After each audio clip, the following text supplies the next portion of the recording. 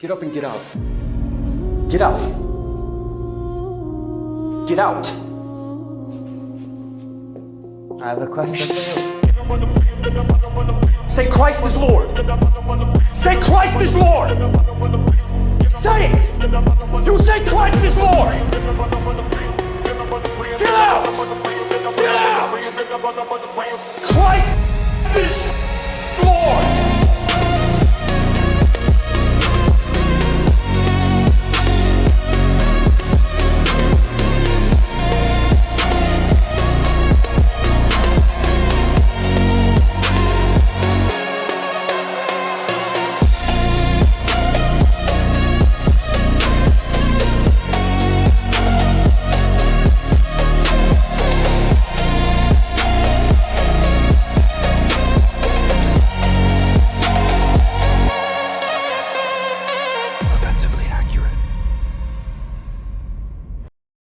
Hello and welcome in to another episode of Offensively Accurate, hosted by yours truly, AtlasThugged, aka White Boy D Voice, aka another racially ambiguous griper. And looks like the reflection is back and the glare is back, so the glasses are off. I survived the flu. Sorry to take so long for being away for so long. You could probably still hear it in my voice a little bit, actually. But it was not a good couple of days for me over the weekend. It was pretty aggressive, actually. And so I thought I was feeling better after like the second day. And I even went on Real Talk with Josh VanDerNoord and Tom Fode to talk about 28 years later in the Bone Temple. I'm pretty intrigued by that series. And no joke, about an hour or 2 hours later, I was slowly deteriorating. I was like sneezing constantly and was wanting to come back and stream yesterday. But as it was getting more and more closer to the time, I couldn't stop sniffling. And I was like, I don't want it to sound like snot ASMR on the channel. So I was like, I'll decide against it. I'll do it now. I'll do it tomorrow. But thank you guys. Appreciate seeing everybody here. Mr. Step, Jason Smith, Donnie Brook, as always, Todd Baker, Tix Bomber became Numa, Smelly Balls, Kevin Levent, Kevin 11, forgive me, I know my glasses on. Birds Aren't Even Real, AI World Champion. Appreciate you for seeing it. All you guys in here, we appreciate you greatly. And we're going to get right into it. This episode is called Unleashing Nothing because that is what our administration is in the business of doing. And that is what we are in the midst of witnessing right now. The nothingness cannot be understated. Like, I felt it this morning. I got up and I looked out my window and I was like, man, do you feel it? Like I got the kids up. I was like, what? I got my wife. I'm like, honey, do you feel it? Literally nothing is happening. No, obviously it's a joke and it's sad and it's, we can only make humor out in light of the situations that we're in. But that is what's going on. And it cannot be understated. And not only are we doing nothing, doing nothing would almost kind of be at the point of like, well, there's a decision to be made, right? Perhaps we can go one way or the other. And no, actually, we're retracting. We're going backwards. We are regressing. We are giving in. The protesters are winning. Big W's to the protesters in Minnesota. You guys are winning. You're gaining ground. The administration is fear for their lives. Not even for their lives. I don't even know what they fear besides a bad article. Enough joking aside, though. Just a couple announcements. Yeah, we do need 6 million deportations. I'm not going to voice it. It probably sounds even worse because I'm sick right now. But there's no trying here. And I think I've told people before. I think I destroyed it with cigarettes, and this is what you get. And this is why you get the white boy version of it. We have a super chat here. I feel bad that you gave the super chat, Lord of the Ring. He says, why did I get banned from the Discord? I didn't even break any rules. Also, if you think they're just talking bit, you're not paying attention. I guess I'll address this here, and it'll be the last time I address it. Because it wasn't just a Lord of the Ring. There's a number of you. It's 2026, and I'll explain it like this. For one, we're locking in and we're locking down. And you definitely did break rules. The consistent arguing, the incessant arguing. I've kind of been a little bit hands away from the Discord. I kind of come in and out all the time. I kind of just leave it up to the mods. And I'll just tell it to you like this. I trust my inside group of guys. We call them the Inside Council. And especially a select number of them. And if you're arguing with them incessantly, you're pissing them off, and they say you got to go, you got to go. And there's no arguing beyond that. I feel bad that you sent $5 for that, brother, but listen, we're not dealing with it. And I even feel like it's childish that I even have to address stuff like this, to be honest with you, because if it's a problem with one of those guys in the inside council, it more than likely would have been a problem with me, and I would have made the same choice. It's not to be harsh by any means, but it is to say, like, I'm not in any position at all to hear out any more of this kind of nonsense. So that'd be the first and last time I address that. And if you get banned out of the Discord or banned out of here for whatever reason at all, just that's it. Just leave it at that. On to NAV, the New American Vision. With NAV, we experienced a bit of an issue with the AdSense. And the AdSense issue, unfortunately, drug on to the 30-day mark. And because it's hit the 30-day mark, we have lost, I think, the majority of all the memberships, if not all of them. I still don't have an update on when that's going to get fixed or cleaned. I really don't know when that's going to be coming from or how that's going to get fixed. That is kind of in Zeb Boykin's court right now, although it's not on him. It's just we're waiting for YouTube to kind of communicate with us. And it's something to do with like they need the ID verified of the address, and there's just some like back and forth. Literally, you can do whatever you want for NAV. I'm still my own personal entity. Beyond that, though, let's get into it. This is more par for the course, if you will. There was a few good bits from, and I'll be honest with you, I think that Nick's show from, I believe, last night was one of the more impactful shows. And there were a few bits from there I wanted to make sure we could replay on here. And again, forgive me, like I just survived the bubonic plague. So like I'm coming back into it. So we're going to react to a bit more than we normally do here. But we'll separate it out. But there were 3 good clips I wanted to pull from Fuentes that hit on a few different things. And in particularly, one of them goes directly at this Alex Pretti. I don't know. I've heard it pronounced both ways. But regardless, he was pretty dumb and got himself harmed. And we'll take a look at some of those clips there. But specifically on 2 other ones is kind of the end statement. Mass deportations are not happening. And I think that at this point, it would be kind of a testament, even if I would imagine after 4 years, we would hit 1 million deportations. I don't even know if we're going to hit that number, to be honest with you. The figures from AF Post and some of the graphs have still been optically good and positive in the sense that they're going after a broad blank slate of just illegal immigrants in general, not just like the rapists and the pedos, but like and the criminals, but like actually just people who only crime is entry.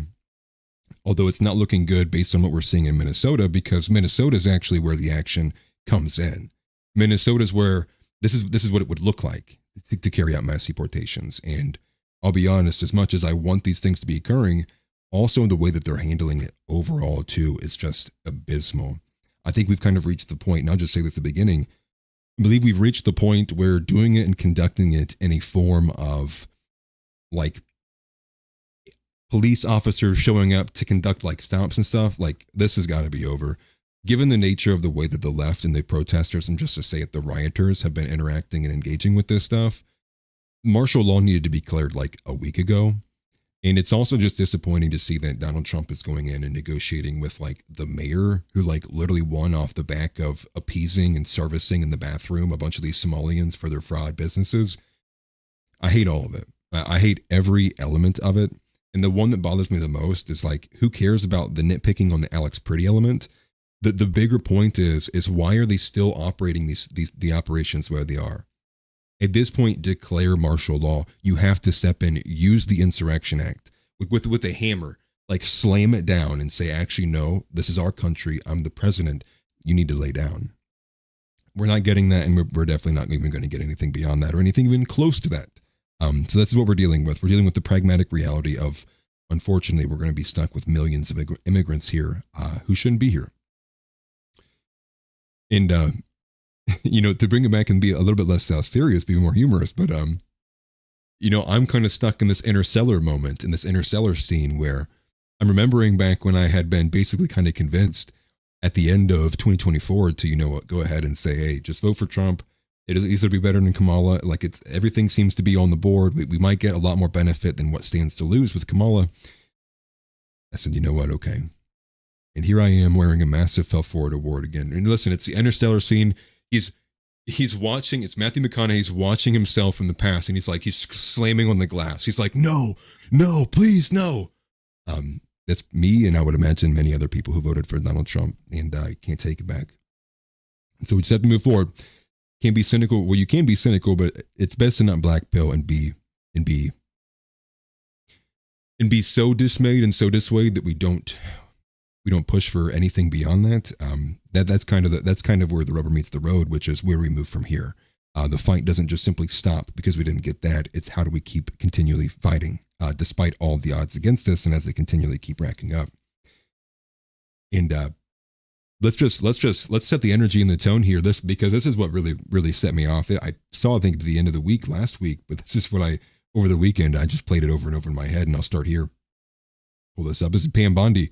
This is what Pam Bondi was doing at the peak a couple of days ago with the Minnesota rioting, and it was this. And I thought this reaction from whoever this guy is, like, I don't know who it is, was spot on. So here's this. In Minnesota. Forgive me. Let's turn that down a little bit. I do not understand these people. We sent Governor Walz a very strong letter today. We had been working on this letter. We got it out saying that he better support President Trump. He better support the men and women in law enforcement, because if he doesn't, we are. And thank you. This has been going on for how many weeks now? And the only solution, the only thing that she could think to do is to send a letter. We've been working all weekend on this letter, and we sent. Yeah, that's Mark Dice. I thought that was Mark Dice. I don't know why I didn't recognize him from that bottom picture there. But this is kind of the point. This is our country. We are being occupied. Our country is being invaded. Categorically, you could just say it's being invaded a bunch of different ways.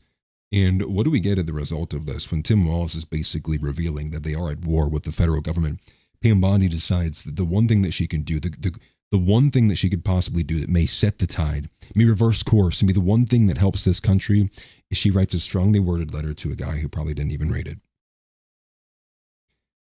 And, and Mark Dice is making fun of it, forgive me, and imagine a lot of other people were making fun of it too, and for good reason. But the reaction I had was a lot more like, I was just angry at it. I mean, I imagine a lot of people were just irritated and angry at it too. Like, it kind of gave me that energy that you see in the Looney Tunes, where they, the kid or the little animal drinks the energy drink, start bouncing off the walls, and they're hitting themselves in the hammer.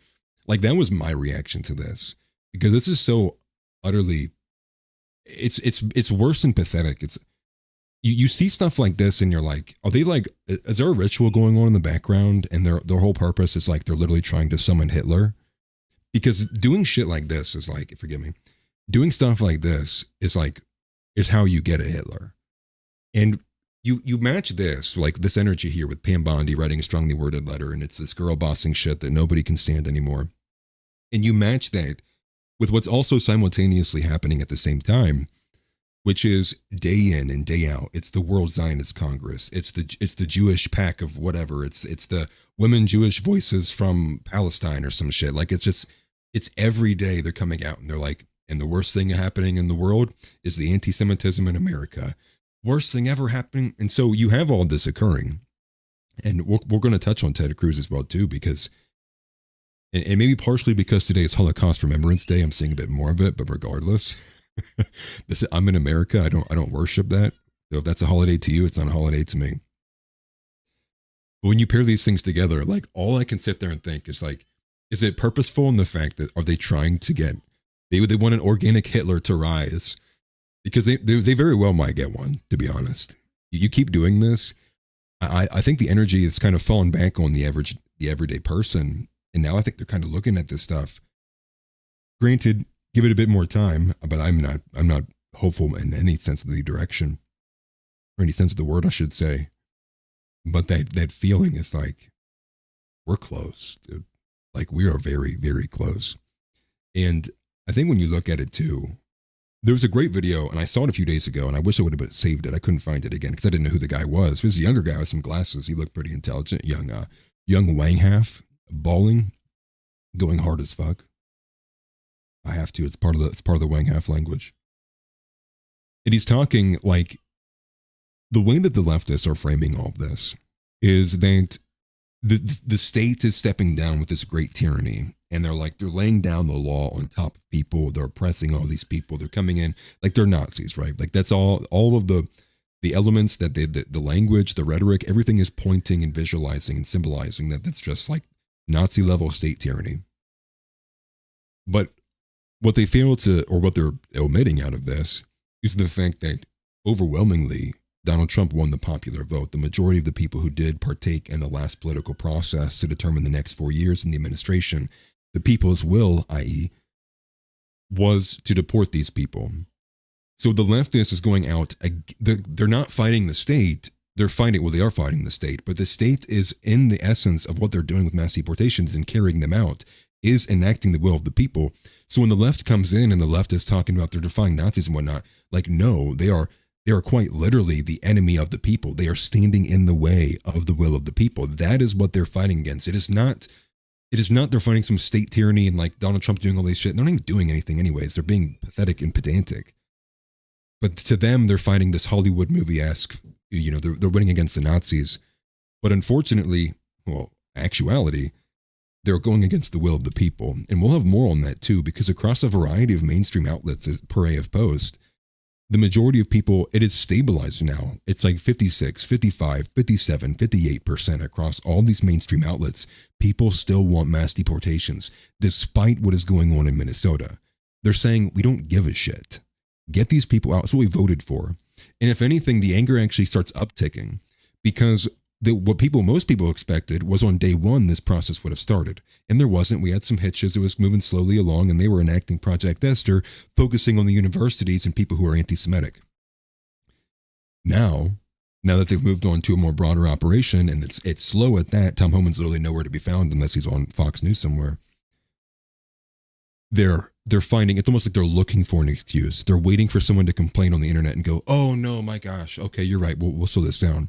Negotiating with the mayor, negotiating with the governor, talking to the press, and now not only with just Renee Nicole Good, which we talked about this. Renee Nicole Good, when he talks about that, he says the tragedy and ICE will make mistakes. Therein, he is saying that what happened with Renee Nicole Good and ICE was a mistake, throwing ICE under the bus. What we got today, as of a few hours ago, he did the same shit with Alex Pretti, whatever his name is. So we're going to look at some of this. And it kind of blew me away too, because Timcast IRL actually hosted someone. I forget what his name is. He's kind of a big guy. He has at least like 300,000 or 400,000 people on X follow him. If Timcast IRL has lost, as Donald Trump has lost Timcast IRL, I mean, dude, we're going to be flailing. This thing's going to be like flailing, going down and like, burning. And I overall just fear that a lot of this is symbolizing to people on our side that nobody's coming to save you. And I had a tweet similar to this because even with all this going on, when we had a Christian church get literally terrorized by Don Lemon pairing up with a group of far left agitators, the DOJ has withdrawn all of its request for arrest for those people. And to me, you can't get any close to the headline saying nobody's coming to save you than that. And so everything, I mean, it's not even a 180. There's no other way to describe, like, honestly, what is happening besides like you got lied to. Scam this, 180, whatever. But overall, it is like you were completely lied to. There's no hunger whatsoever to actually carry out mass deportations. And now to make everything better, Mike Lawler, this guy needs to be sent home to Israel immediately. That needed to happen about a couple of years ago. But if you don't know, Mike Lawler is the representative who sponsored in the House of Representatives HR 6090. What is HR 6090? Well, HR 6090 was the bill that is restrictive because of anti-Semitism. It's the one that colloquially adopts the IHRA definition of anti-Semitism, which is a changing and working definition, meaning that it changes with time. They add more things or take away as it suits them. So Mike Lawler, the guy who wanted to ban and still does want to ban portions of the Bible in the Christian country of America, is the same guy who came out and said today, earlier, as Hassan into tinfoilhat.com, he wants Republicans to change course. And now we need to figure out on finding a path to citizenship for all these millions of people in here. That is your Republican House of Representative, Mike Lawler.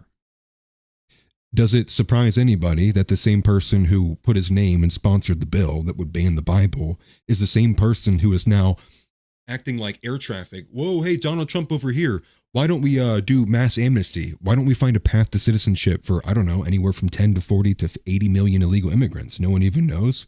And quite frankly, we probably will never know because the FBI is so impotent and incompetent that the only thing that we're ever finding out anymore that's like investigative is from random effing YouTubers just showing up in random places and knocking on doors. The system is broken. Busted. But I still have this hesitancy to believe that it's just that broken and there's just that many retarded people. It is easier for me to believe that it is malicious.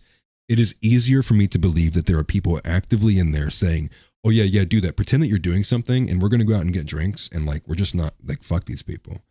That's what I feel is the outcome. The outcome to me of what's going on is more representative of someone maliciously trying to harm the country, not incompetency. Although I'm sure incompetency is still there, the overall direction this has been moving, it feels very specifically malicious. And on that note, Greg Bovino, or Bonvino, I think it's Bovino with no N, Greg Bovino, was allegedly, or I think reportedly from The Atlantic, was removed from his role. And Greg Bovino was the guy who was wearing the very he had the Hugo Boss like jacket, oh, he's a big Nazi soldier. But dude, he was aura farming through the streets of Minnesota. He's like, I need 10 men. I mean, my 10 best men. Get that Smalling out of my presence. He like waves his hand and they're like, yes, sir. And they go get him. Well, apparently he's been sent back to California. And apparently the news media and everybody around there had so much aura shock, they had to send him back. They said, this guy has so much aura. The women are actively fainting in his presence. You have to send him back. It's dangerous for him to be here. I'm joking. No, they sent him back because they are absolute pussies in the administration. It can only concern itself with the public opinion of the New York Times, which is quite frankly not representative of the will of the people. But that's the metric, and that's what Trump is paying attention to. And now, what's kind of curious as well too, on top of everything, is typically like back in like his first term, we would always be told like Donald Trump doesn't like listen to advisors as much as he watches Fox News, and that feels increasingly less true because even Fox News is calling out the bullshit. So if Fox News is even coming out at Trump and calling out a lot of this, it stands to reason now we really don't know where Trump is getting his calls from, because there was an era where it did feel like almost like it was synced up, where Fox News would have like a public 2-3 minute clip go viral, and then the next day Trump would respond. And it would be responding to whatever that viral clip was that came out of Fox News or Libs of TikTok, etc. Now it feels like that's not happening. And he probably does get his calls from Tel Aviv. Okay, you're probably spot on. It's probably Susie Wiles, quite honestly, is running the White House, and Donald Trump's health probably has deteriorated. Although I do see clips and bits of him that he seems healthy, so it's more than likely he just is letting Susie Wiles run rampant over there, in addition to what else is going on in the deep state. And that's another point too. And I wanted to bring this up earlier. And while we're on this, I brought up Libs of TikTok. But we have these same people. It's like Jack Posobiec, Libs of TikTok, Benny Johnson, and you know the bunch. Nick Sortor, even had him on there as well. And it's kind of crazy from Sortor because on one hand he's going to Steven Crowder talking about these certain orders they're given stand down orders. And on the other hand, he's like, and then Trump just did this. Guys, oh my gosh, Trump did this. And it's like, dude, it's so pathetic, dude. It's like grow a spine. Like money can't be that good, dude. Maybe it is, man. But I still hold the belief that there is no money that is worth losing all your dignity for.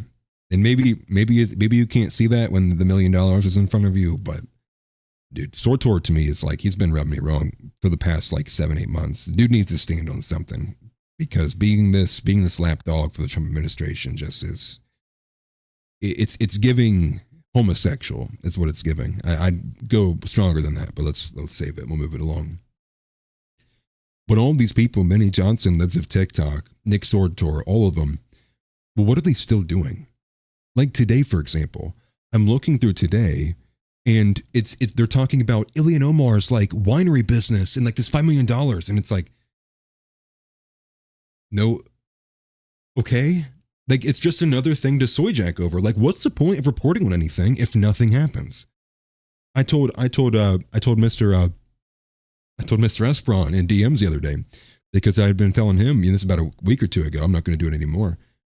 But I was talking to him, I'm like, I was really considering going out and like, knocking on doors for the Somalian fraud. But then I revisited the conversation and I told him, listen, like, I'm not going to do it. Why would I do that? Because if I go and do that, say I have a Nick Shirley moment, I go and record some fraud in Somalia, and they're like, oh my gosh, we need like 10,000 ICE agents in Columbus, Ohio now. Let's go get them. Well, it looks to me that the only result that would get me would be that the federal government would show up, do nothing, let the city burn, and then slowly evacuate and then negotiate with the city officials. So it was like, I'm better off just like joining the Somalis. I'm better off painting my face black and going and signing up for a daycare. I might as well take advantage of the welfare system. I would stand to gain more from that than I would even trying to do anything meaningful with reporting. Because all it's been turning into is all this soyjacking. It's just like, Benny Johnson's like, Ilhan Omar did this, guys. Look at this. And everyone's like, wow, I can't believe this is going on. Trump administration, nowhere to be found. What's the point? Who cares? Let them do whatever, dude. It literally doesn't matter. There's no point in telling me they're doing something illegal if there's no consequence on the other end at all. Period. Like, I'm sure obviously there's purpose to it, but I'm just saying, if the end result nets me a burnt city, like if all I'm going to get out of it is my city burns down, and then the left is more motivated to keep doing what they're doing. Okay, like, nope, nothing to see here, guys. Columbus is squeaky clean. We're all white, dude. There's nothing happening here. I'm going to protect the Somalis, dude. I'm like, hey, dude, I'm making good money off these people. And it's not to say I want to do those things, but it's getting to the point, and much like I had addressed about a week or two ago, it's not like how Homoth had stated. It's not that people want to take advantage of these systems, but if the point is clear that there's no consequence to those who are taking advantage, you're only harming yourself objectively and your family by not also trying to exploit the system. And this is not me saying to do that, to exploit it, to try to profit off of it. It's just to say there's now nothing, that consciousness, the voice of consciousness is not saying don't do it anymore. It's now turned, and now it's saying, why aren't you doing it? Take advantage of this. Your family needs this. You know nothing's going to happen. There's no consequences to this. And that's just to show you the voice of reason has shifted because the environment has been known. Let me go to the super chat from Kino real quick. And I was gonna address that actually. This one blew me away. But Kino Reflects Review says MSNBC is altering Alex Pretty's face, or Pretty's, however you say it. Alex Pretty face with AI was wild. And it wasn't just MSNBC. And I don't think it was actually MSNBC like had altered it. Apparently this image had went elsewhere. So I'm going to go actually directly to what he is saying. So let me pull this up for you guys. I have this here. So apparently this is what's been getting shared. So the edit on the right-hand side, and I have the video, we'll go to it directly after. But AF Post is reporting, just like Kino Flex said in the super chat, they give you the super chat, brother, I appreciate it, is that this altered video photo is going around and people are using the altered photo. Now the caption here is like very black pill, unfortunately, just to be honest with you. But it says, women are editing his face because they can't feel empathy for ugly men. And as true as that may be, I'm not sure what the exact reason was, but possibly. Because I can't really see, well, there's a lot of gay guys on the left, so who knows. But this is the original photo, right? Obviously a lot more slender, a thicker nose. It didn't change his balding at all, but it did give him a slightly different head shape, and that's the edit. And so this edit was aired by MSNBC, but in addition to MSNBC, what they also had was that I didn't even know they had professional women's hockey, but I guess they do. And so here's this video of this, and you'll tell that it's that edit, right? It's the Chad edit in here. But they did this at a memorial, I think it's like the New York something. It was in New York. I can't remember what the teams are, to be honest with you, but we'll play this video real quick, and you can see the edited photo is what they're using at the memorial for the guy. Oh, turn it down some. We don't need to hear the announcement.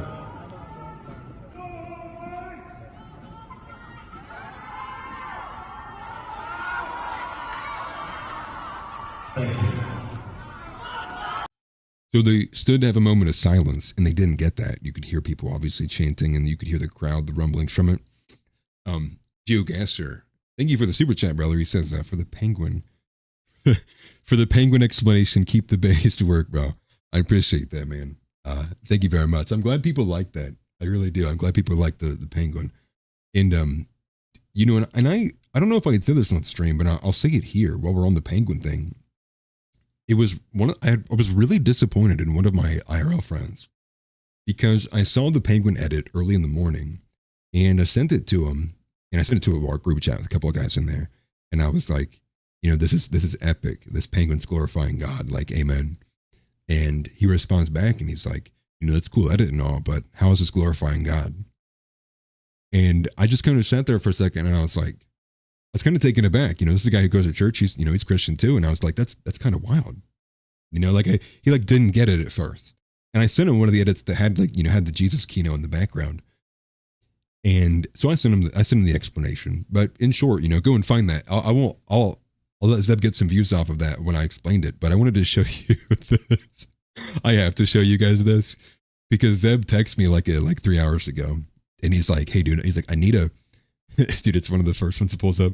He's like, hey, dude, I need a headshot for you. The ones I have are blurry. And I'm like, okay. So I send him one. And it wasn't this one. My first one I send him, he's like, bro, dude, he's like, open your eyes. And I was like, dude, my eyes are open. This is the one that he sent. But you can find that. It's just a short video. It's got a group of the edits on there. If you want to know more about the penguin, that's on Zeb's page. We talked about it on the circuit, and he cut it to a smaller video. But the penguin thing was amazing. I loved it. And also the other one with the transgender guy as well, the guy wearing makeup, I guess I should say, was brilliant. Was awesome. But yeah, Zeb's got it. If you wanna go see it, it's on there. And thank you, GeoGuessr, for the super chat. I appreciate that greatly, man. I guess we're kind of already a good bit in. I'm somehow already ranted for 30 minutes. Yeah, W thumbnail. I appreciate it. Maybe the first time I think the first time I've ever faced forward on a thumbnail. I look like a drunk country musician. That one hurt, dude. Do I look like Lana Del Rey's husband? I guess I'll take that. At least I look like a normal person. I don't want to look like a hick lib though. But on the point, since we basically kind of already beat the nail down on Alex Pretti, I'll go ahead and go to Nick's take on it just to kind of bring everything close circle here. Because I liked a lot of what his take was on here, and he kind of, reframes it a lot. So we'll go ahead and do this. It's like a 3-minute clip, I believe. Or it's like 4.5 minutes. Might not watch the whole thing, but I thought he did a great job explaining this or articulating it. My DWI photo, that's crazy. Come on now. Not yet. Not yet. I'll at least wait till I'm 40 for the first one. Here's this. You have an army of left-wing agitators in the city. It is their mission to harass and impede law enforcement. It is coordinated and organized. They're in the streets, jumping in front of ICE vehicles, alerting the public to the presence of ICE, chasing ICE vehicles, and confronting law enforcement officers in the street. This is where Alex Pretti found himself this weekend. He and his comrades, far-left radical agitators, were in a confrontation with federal law enforcement. It's funny. The feds tried to apprehend a couple of women. This guy, Alex, jumped in the middle of it. He was thrown to the ground by several ICE agents. He was armed with a pistol. Now, there's video of this. It's not clear. People are looking at it and they're interpreting what they see. And I think there are some reasonable conclusions and some unreasonable conclusions. It appears as though this guy was disarmed. ICE took the gun out of his pants and then they shot him. And they shot him 10 times and he died. And this is a story. This is from the New York Times. Gives you a little bit more detail. It says, quote, now we'll skip over the New York Times, him re-saying the New York Times. But two things. The first would be, absolutely, again, massive, huge thank you to SNEAKO for stopping in the stream. I kind of sucked that I couldn't stream for a couple days after that. I almost was tempted to blame SNEAKO for giving the flu. Like, dude, he gave it to me. How do you give it to me, man? But again, the second element here, what I want to lay down again is the fact that I think people are too zoomed in on the very specifics of what occurred, like in like the handling of like the agents and what was going on. Because again, like I said earlier, to me, we reached the level of like needing the Insurrection Act and martial law a long time ago. So this is also like, I would also consider this to be irresponsible on the administration's aspect for not ramping up their level of operations to meet what should be and what should be already present, to be actually out laying down justice and not playing these silly games at all. But I'll skip it forward a little bit to go back and do his explanation here. Right. Now, this is correct. I do agree with you. This on video looks horrible. It looks awful. And what it looks like is that it is a tragic accident. Border Patrol is in a scuffle with protesters. They are overwhelmed.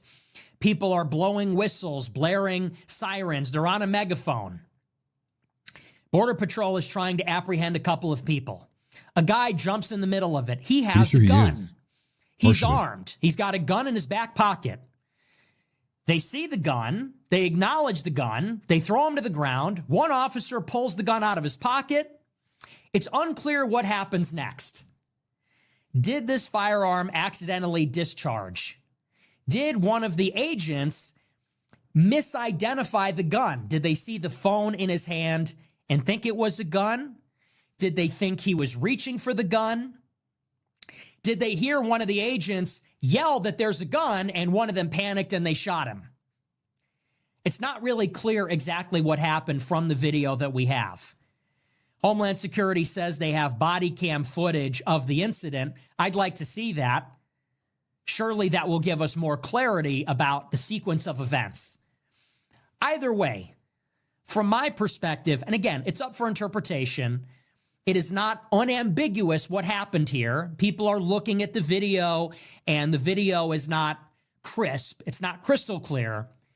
But from my point of view, my interpretation, what it looks like is that this is a tragic accident. It looks like the officers were overwhelmed. It's an ugly situation. People are screaming, yelling, blowing whistles. A guy jumped into the mix with a gun. The violence has been escalating. And ICE, Border Patrol, they don't know if this guy is an assassin. They don't.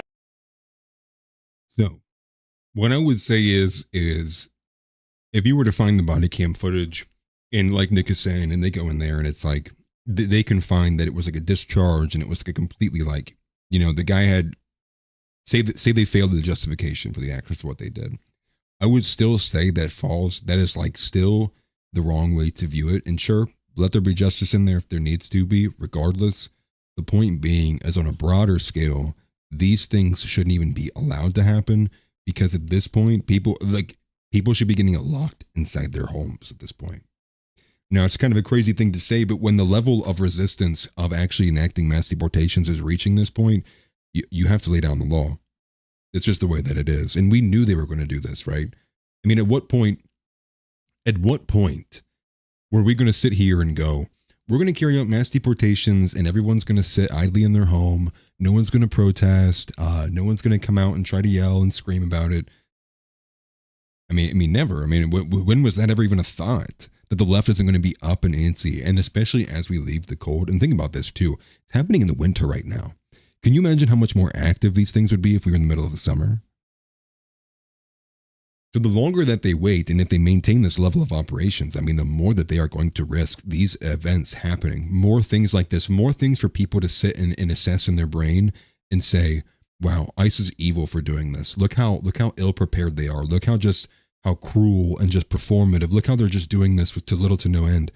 And at the same time, all of this is getting painted on the ICE agents. All this is occurring, but we know, I mean, numbers don't lie, and the mass deportations still aren't happening. So you're rallying again up the left, the worst group of people to rally up and have wound up coming into the summer, coming to midterms. And what we're getting for it is nothing. We're not even getting arrests of people who terrorized a church. The DOJ withdrew those. Now, I want, again, and it has to be said for a second time, if Nick Fuentes or any Groyper general led a group of people and did the same shit in a synagogue, they'd be sitting in prison right now, no questions asked, and you would have heard Pam Bondi on Fox News for the third time talking about how proud she was that she did it.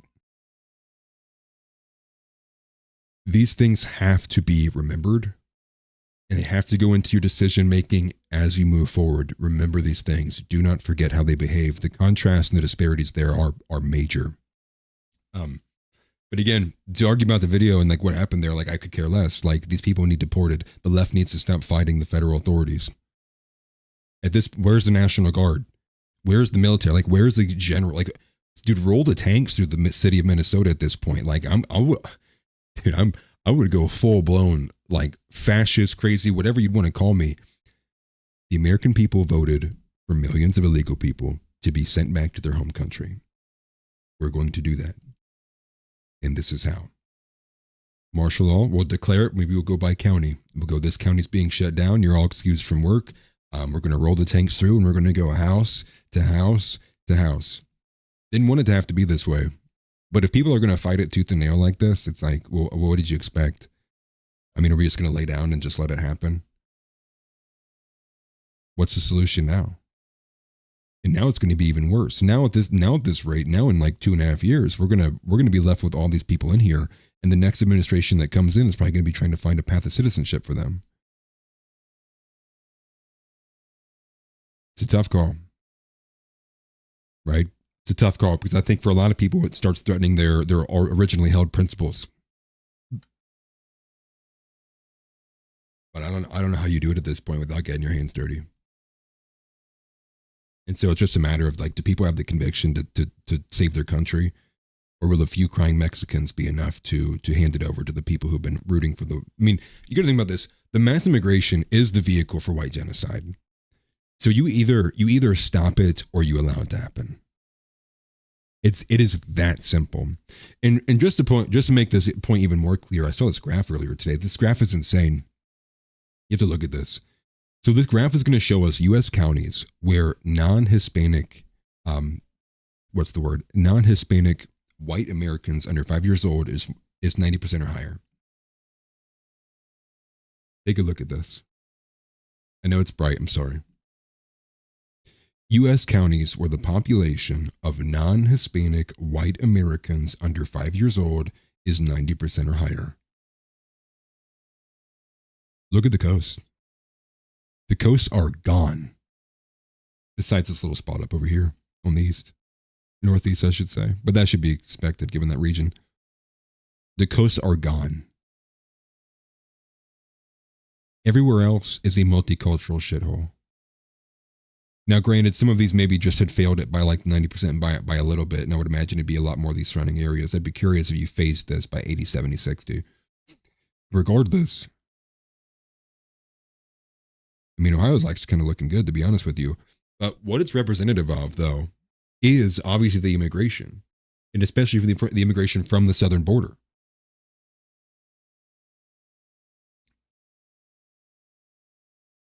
And so, quite literally, what you can see represented on the graph is Middle America. It's crazy. Absolutely crazy. So the source of this is from the 2019 to 2023 American Community Survey 5-year estimates. The white population is dwindling. And Aiden on X, this guy right here, is the founder of AF Post.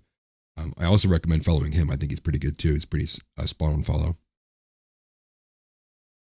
But it's almost, it's kind of numbing when you look at it on a graph like that, when you see the replacement like actually visualized and you see where are the white strongholds left, where are the 90% white areas left, and it's like, oh, it's actually very select few, and it's like in the Middle East, in the middle of America. Let me clear some of these up real quick. That thumbnail is still cracking me up. They just took he said I looked Asian, dude. He said, are you Chinese or something? That's what Zeb said. But more on Alex Pretti. I guess we'll go ahead and cover this a bit more. There's one other main thing that came out, and then we'll go to the Donald Trump statements on it. But this main thing that it came out actually is from CNN. I believe it was reported by CNN. But it's the fact that, say the line, kids, Alex Pretti was known to authorities because he had had another tussle with federal agents, causing him to break a rib just a week prior to the fatal shooting. This is from CNN. CNN is learning that Alex Pretti had a physical encounter with federal agents about a week before he was shot and killed by law enforcement. Sources tell CNN that Pretti broke a rib when a group of federal officers tackled him while he was protesting. Priscilla Alvarez is breaking that story for us. What else are you hearing, Priscilla? Dana, we're learning more details along with my colleague Jeff Winter about what exactly transpired a week before Alex Pretti was shot in Minneapolis and died this past weekend. Now, in this earlier incident, he stopped his car after observing ICE agents chasing what he described as a family on foot and began shouting and blowing his whistle. Pretti later told one of these sources that 5 agents tackled him and one leaned on his back, appearing to leave him with a broken rib. According to this source, and I'm quoting here, that source said, quote, that day he thought he was going to die. Now, and then he ends up in another situation just like that. Wow. Almost seemingly like he knew exactly what he was doing and he knew what to say after the fact. One thing I'm going to make notice of here too, I don't think they have the full blown thing here. It's crazy. They don't. There's a photo going viral of this hiker photo. And specifically of it, they use it for a promo somewhere for COVID, I believe. And around this big circle, on the top, I'm not even kidding you, it says, staying home saves lives. And it's like right above him, like hanging right above him. And it's like, man, if only he would have taken his own advice that he took the promo for, which is crazy. But there you go. He was known to authorities. He was a jack off. He was a consistent agitator, a far left agitator. He was a male nurse. He was like 37 years old. Absolute retard, dude. Absolute retard. I'm telling you, I do not feel bad in the slightest. I don't care. It angers me that people are even attempting to feel bad for the guy. I don't give a single F. Sure, in the sense of I wish for everybody that everything could go as perfectly as possible. But that is a fairy tale, and that's not real life. So we deal with reality in real life. And this guy knew exactly what he was doing. He put himself in a position that he shouldn't have been in. He wanted to be a hero to whatever those girls were who were screaming at ICE, and that's what it got him. Stop messing with federal authorities. You are not a hero. This is not a Hollywood movie. No one asked for you to be there. We're getting the Somalians out whether you like it or not. You are an enemy to the American people. Simple as. Simple as. I will not shed a tear for the male nurse. I pledge I will not cry for the male nurse, the nearly 40-year-old male nurse. Oh no, that's so cruel. That's cruel. Dude, and you're seeing people like Clint Russell and all the libertarians are going crazy because of Kash Patel talking about because he brought his gun with him. And sure, I get the argument they're making. But it's like, what a hill to die on, dude. What a hill to die on. The guy was completely just really, dude? And this is the point. This is like the element when you're saying, who's we, right? Sure, I will agree on Clint Russell on a lot of things. I will agree with Dave Smith on a lot of things. But when it comes down to the most high leverage, lizard eye, things are happening quick, you can just tell instantly, nope, you are a liberal. You are a liberal. And it's the same thing. It's the same problem with Rand Paul and all the others, dying on their principles, cutting their nose despite their face. And they'll do it even on the most basic elements when it's you can make a very logical and coherent case of you may have to honestly, you may have to compromise on these principles, but in the aggregate here, the means justifying the ends, they'll never do it. And here they are, they're going after Kash Patel, but it's because the language he used about bringing a gun. And it's dude, the guy was looking for a moment to interrupt a federal operation. And dude, you're sitting here, I'm no big fan of the feds. I'm no big fan of the Trump administration even. But I don't have, but think about that, right? I would not willingly put myself in front of 10 officers or 8 officers who are fully clad, padded up, got the armor plate 3s in, You're just a fucking idiot. And forgive me, I shouldn't be cursing, but you are an idiot. You are an idiot. But again, we should move away from pretty stupid, because I want to go to Donald Trump's statements on him. Donald Trump's statements on him echo exactly what he said about Renee Nicole Good. And so this is what he said earlier. It's about a 30-second clip here. This is from Raw's Alerts here. Do you agree with the assessment from some of your own officials that Alex Pretti is a domestic terrorist or an assassin? Well, I haven't heard that, but certainly he shouldn't have been carrying a gun. But hey, look, bottom line, everybody in this room, we view that as a very unfortunate incident. Okay? Everyone, unless you're a stupid person, very, very unfortunate incident. I don't like that he had a gun. I don't like that he had 2 fully loaded magazines. That's a lot of bad stuff. And despite that, I say that's a very unfortunate. What do you think of some Republicans saying? So not as point blank as it was with Renee Nicole Good, but again, very unfortunate. It's an unfortunate situation, very sad. Didn't like that he had a gun, but it's like it's not a point of contention. But when they keep bringing it up, of course they are. Tronic says, "What's with the glove? Was Trump wearing a glove? Probably to cover the bruising on his hands, I would imagine. More than likely, like a black latex glove."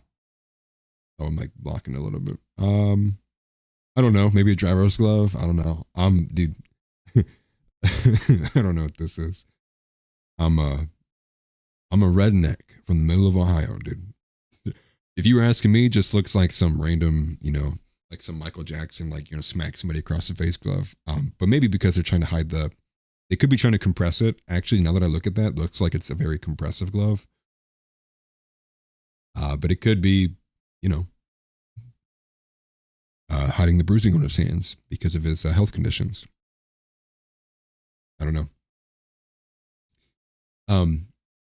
But again, all of this that follows up with it is we're going to de-escalate. And so everything that kind of matches this and falls out of this here is a de-escalation. And so it's not just what he's going to say here, but obviously we're going to go to the clip, not the clip, but this afterwards. Think of the super chat, GeoGasser. He says, SIG discharges so easily because they rely on mimed parts outsourced from the Philippines. Interesting. Yeah, I asked Tix in the Discord about it yesterday to get his thoughts on it. And it seems like it's still a point of contention. And this is kind of like, once again, going frame by frame analysis. And I'm sure the body cam would have a bit better of an idea of what actually happened on there. Whether it was discharge or not. I didn't even know SIG was had that bad of a reputation until people started talking about it all day today, or all day since the incident. And I guess now I know. I'm a Smith & Wesson guy, S&P Shield. But I didn't even need to play the video. This is what he says. We're going to de-escalate a little bit. And this is him on the Will Kane show talking to Will Kane, but also in this getup in a live show for some reason. I don't know where they're holding it at. But this comes from this article here as well from Dominic Michael Trippi. Says this aligns with recent reporting saying he is seeking damage control with the intention of scaling back and pulling out. And this is very reminiscent of what we saw from Andrew Tate over the Club Accost, which is containment and damage control. And basically backing down on everything. And, I think most of what needs to be said about the ongoing situation here, I've kind of already laid out, at least the way that I overall think about it. But I guess the next question is what happens beyond this, right? What is the next step here? And it's unfortunate because, at this point, do you expect any of these Somalians to be arrested? What's going to happen with that? Then the message overwhelmingly is being sent is that the left is winning. The media pressures, as seemingly as light as they are that's all that it needed. To me, and again, like I said, makes me feel like they are actively pursuing or trying to find an excuse. They're waiting for something to happen so they can go, oh, okay, now we have to back away and go down. And but meanwhile, today, your sitting vice president is remembering the Holocaust. J.D. Vance, today you remember the millions of lives lost during the Holocaust, the millions of stories of individual bravery and heroism. In one of the enduring lessons, one of the darkest chapters in human history, that while humans create beautiful things and are full of this would mean something if they cared about the the genocide and the replacement happening right now, actually under your purview, right now in your own country. There's one happening right now. They might not be using gas chambers, but like it's happening. And maybe they'll make an America Remembrance Museum 200 years from now. Maybe our ancestors go and visit it. I remember this day. I remember when everyone tweeted, "Please save us," and the administration ignored them. GeoGuessr says, SIG US is Philippine shit. SIG Switzerland is Teutonic God precision. That's funny. I love playing as the Teutons in Age of Empires. I used to game a lot. I remember. Thank you for the super chat, brother. And Asmongold, and this surprised me from Asmongold. Asmongold full blown came out and basically said, if JD Vance doesn't hold Mike Walls, or no, is it Mike Walls? No, Tim Walls. I'm getting confused. For treason, he's not voting. And he extended that by saying, if even the Trump administration doesn't hold Tim Walls accountable for treason, he is not voting. Thank you, Asmongold. Asmongold, certified Wanghalf. I think we already inducted him into the hall not too long ago. But just for those who need a reminder, here is Wanghalf Asmongold. And you know it's bad when Asmongold's pushing it. And he's even kind of showing a bit of like his lib side with a lot of what's been going on recently, to be honest. And this isn't even a dig on Asmongold. Like we're going to disagree on things. That's what happens. But when Asmongold is talking about entirely withholding his vote and telling his own audience to withhold their votes and not show up until they hold Tim Walz accountable for treason against the United States of America, the Trump administration better figure it the F out. Because backing down at this point will be complete failure, and I will go to the ends of the earth to vote for every Democrat I can possibly find myself eligible to register in a vote in. Fuck the GOP. These people have betrayed us for the last time. I will not for 1 second longer feel the pain of a knife in my back. Get it together and figure it out, and hopefully you do, and you'll be lucky enough in the 10 years if we don't come to power. Because Lord willing, dude, if I was ever to come to power, or if anybody close to me was ever to come to power, I would say whatever you could, whatever law that you could break with statutes of limitations, find what you can about the people who were in office during the 2024 Trump administration and make them feel the fullest extent of the law for being the absolute pedantic pieces of shit that they were. I gotta contain myself, dude. Like I could like explode, but I don't want to do that. But these people gotta feel it, dude. Full-fledged, like, I'm gonna be like, you know that meme where the guy's like, that'll be me, and just surround it with Democrats. Democrat wins.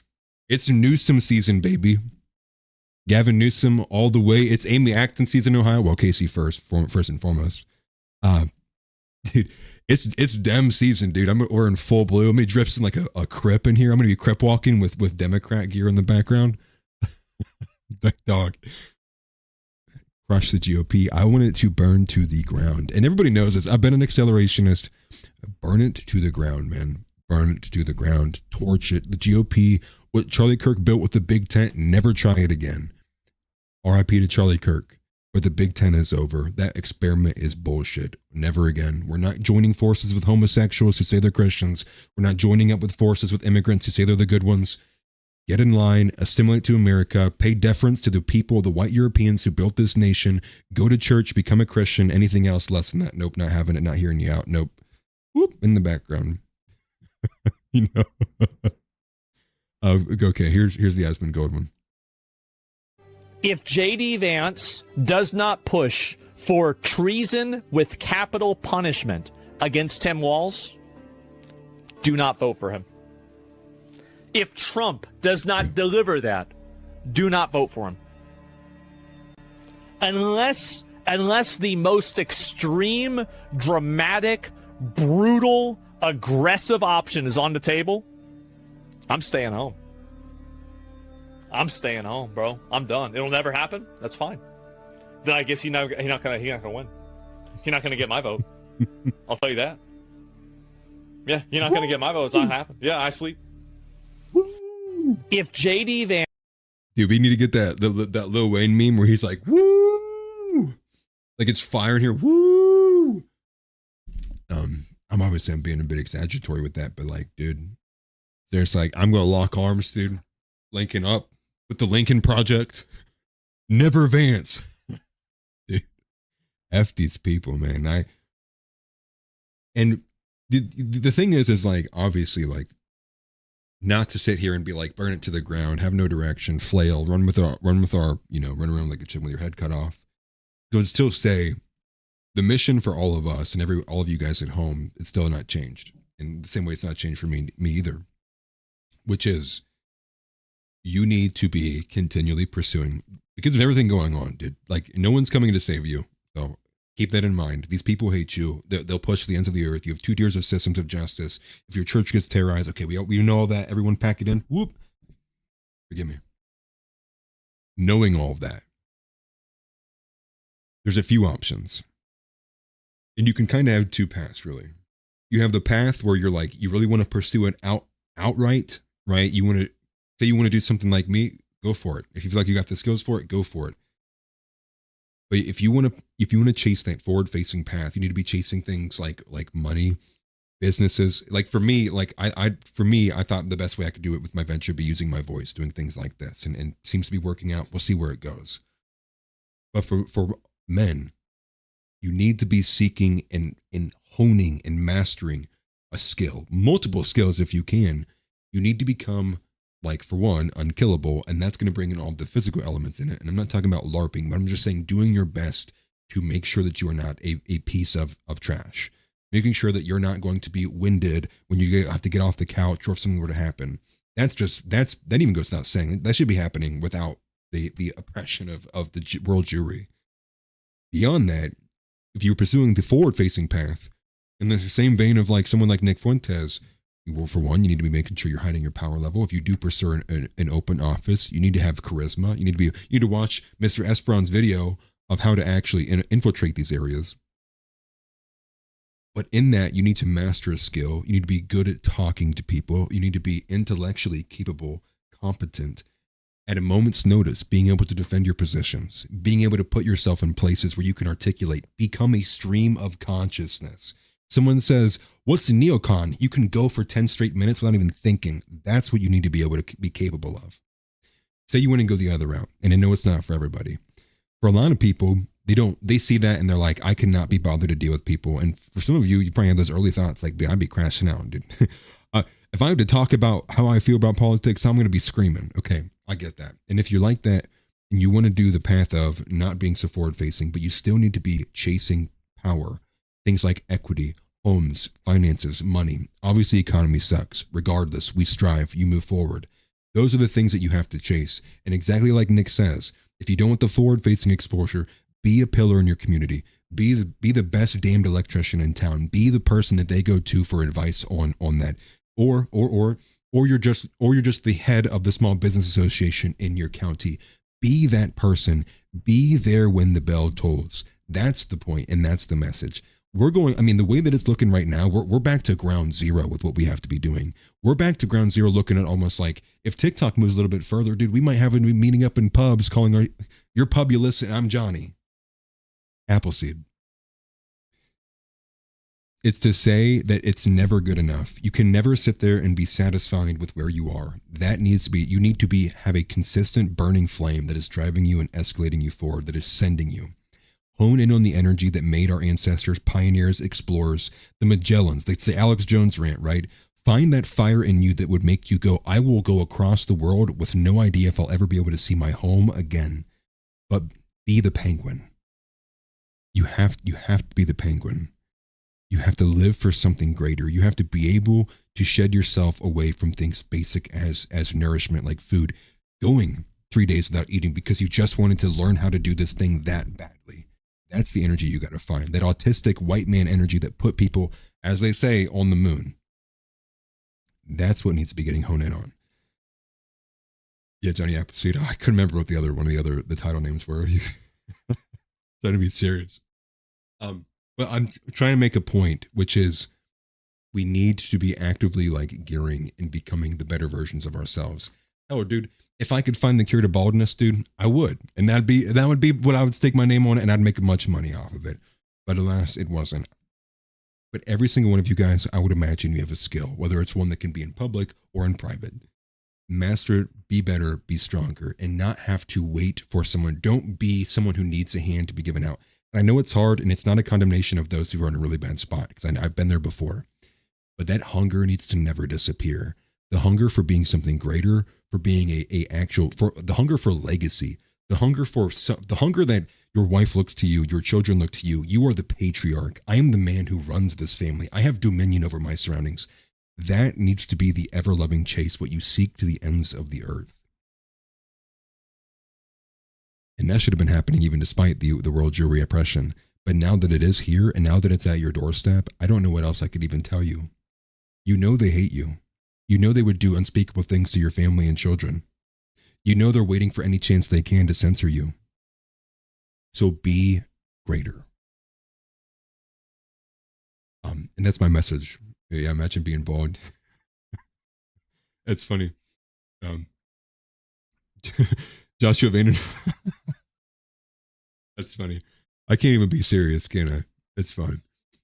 Josh says, had to log off for a second. A New Divide by Linkin Park came on. Great show, buddy. Hey, I appreciate that, man. Thank you. I'm trying my hardest. You know, and we'll, baby, and I'll try to, and I'll help try to lead by example, you know, and I want people to come with me. And it's cool, you know, and even in the Discord, we have something like a 3D printing community. Something I don't know nothing about. But it's cool to see you guys talk about it, link up, and explore that. Take that to the next level. You got to act on things. Trial and error. It doesn't come easy. I've been doing this for 3 years, and it feels like nobody started noticing until a few months ago, right? A lot of times, sometimes it takes time. You have to have patience, but you got to have the hunger and willingness and drive to do it every single day, even when no one's going to sit there and watch. Even if no one's sitting there watching your progress, even if no one even knows what you had to suffer and sacrifice, you have to do it regardless. Period. But I wanted to make sure I leave that there, because I don't want to leave it off on a message of like we're just complaining and like, oh, woe is me. Use this as the calling card, which is like, I will be greater than the men who came before me. I will not make the same mistakes of the men that came before me. I will not be the weak men. I will not bend and fold to what the previous generations would have never folded to. Because everyone sitting here knows the founding fathers wouldn't have put up with an ounce of this shit. And we're all lying to ourselves every second longer that it goes on with us. I need to stop cursing. I'm trying not to. It's hard to not curse talking about stuff like this. I'll just be very honest with you, but I'm trying not to. And so, you know, and with that, staying in this element, you know, and you know, to add injury to insult. I saw this about an hour or two before I even went live, and this is from Nick Sortor, and this is why I had referenced Nick Sortor in the way that I did, because it feels like he's playing both sides. But he was on with Steven Crowder, and when he's on with Steven Crowder, what is he talking about? Well, he's talking about in a sense, it's a type of stand down order, but it is de-escalation. This is the first some of the de-escalation we're seeing on the ground here. So I'll go ahead and play this clip here for you from Nick Sortor and Steven Crowder. One of the stories that I've unfortunately been hearing this morning is that Border Patrol agents have now been given new orders not to, for example, if they were to run a license plate and it comes back as that person is an illegal that Border Patrol was forced to let into the country under Joe Biden, they are no longer allowed to arrest that person. And is this even the first? They know for a fact that's illegal. Is this new information that you're just bringing to light right now? That these new orders? Okay. And I don't want you to reveal your sources, but you have someone who you trust on this. You believe this is a matter of official, actual approach and policy now. This actually came from two separate Border Patrol agents on the ground in Minnesota. They're very, very frustrated. Obviously, they feel like one of them actually said that this feels like we just reverted to the Biden days. One of the stories that, in a sense, stand down orders, and what he says in there is now they are not even allowed to arrest illegal immigrants, even if they scan their license plate and get verification of that. Why? The question is, why? Why? Thank you for the super chat. How nink? I always say it like that, just the way it looks to me. But I appreciate it, man. He says, if you can't convince people, be a paragon for your community and recruit by example. Christ is king. Yes. And at the bare minimum too, like, it's not even like all, everybody needs to be saving the world. Even if you can save your own children, is that not respectable enough? Is that not worth everything? If it were not even to save one white child, is that not worth spending every ounce of your effort and energy in continuing and making sure that it doesn't end with you? But the question here is why? Why are we no longer doing this? Why are we no longer arresting them? Why are we moving backwards? Why is it when the protesters came out to scream, the administration said, oh no, wait, maybe we are being too mean. Maybe the immigrants should stay. Traitors. They are all traitors. Every single one. And I'm going to tell you right now, if you think that, I want to see you, King. If you think that J.D. Vance with his wife, Usha Vance, is going to step in 2028 and they're going to mount this pony up one more time and ride deportation, you add me on Cash App, I'll double your money. hey, I know a guy who can double your money. Let me get your number. If you think that, you're probably better off going and listening to Fox News and just burying your head, man. Not happening. Not happening with JD. We need somebody that's not JD Vance. And if we don't get somebody that's not JD Vance, it's Gavin Newsom, baby. It's Newsom season. We're gonna be looks maxing. I'm gonna go full into the bid. Full sending it, dude. Full sending it. The Patrick Bateman edits will be coming in like candy. I don't even want to have to joke about it. I don't want that to be the reality. I don't want it so badly. I don't want that to be the reality. What about Sanders? Dude, I would vote for anybody besides the GOP candidate, to be honest with you. Dude, it'd be crazy if Bernie Sanders ran. I don't even know how old he is now. He's got to be in his 80s. That's crazy, though. Bernie had a crazy viral tweet like earlier or last night, I believe, talking about the Ellisons. Like, he's like, look at this oligarchy, but he's talking about the Ellisons, and it's like, what ethnicity is the Ellisons actually? They own all of that. Hey, Bernie, what country are they from? So it's so ridiculous. And there was this other video. I'm not going to play it because I don't know how YouTube might feel about it, to be honest with you, but you can find it. It's from Lobes of TikTok, but it literally is a nurse from VCU University, which I believe is the Virginia Commonwealth University. And I still have bitter blood with VCU because they knocked out my boys, Ohio State, back in like 2015. That's an aside. That doesn't matter here. But her name's like Melinda something. She's a healthcare worker at VCU. And she posted like this 3-minute video on TikTok explaining all of these different drugs and the ways they can use them and encouraging people to drug ICE agents. And furthermore, then she also was encouraging women to put on a front to go and date ICE agents and then put drugs in their food. So I'm not going to even put that video up there, but just so you know, it's circulating. It's viral. Libs of TikTok covered it. It's just insanity. Absolute insanity. I mean, your mind being blown at how ridiculous and insane these people are. Like, arrest that person. We'll look at a couple of these that are absolutely insane from the left. We're actually going to take a look at Moist Critical and what his take is just for a little bit. I can't stay and listen to him for too long. But in the same vein, you have Jimmy Kimmel's crying. Jimmy Kimmel went on this tirade like, if this is what our leaders are doing, doesn't it, do we have to? And it's just like, dog, I think this is sad. And it's manipulative, and he's using his platform for a political edge. It's just insanity. I'd play the video, but it's just going to piss me off watching a grown man cry like that. What I will spend time on actually is going to be a bit of community submission. So I'm going to switch gears. I'm going to jump to that real quick, cover a bit of where Ted Cruz is at, because I think Ted Cruz is ultimately going to be planning a run against JD Vance come 2028. And we're going to explore a little bit of what's going on the inside from some of these recordings that were obtained by Axios. This is today's community submission.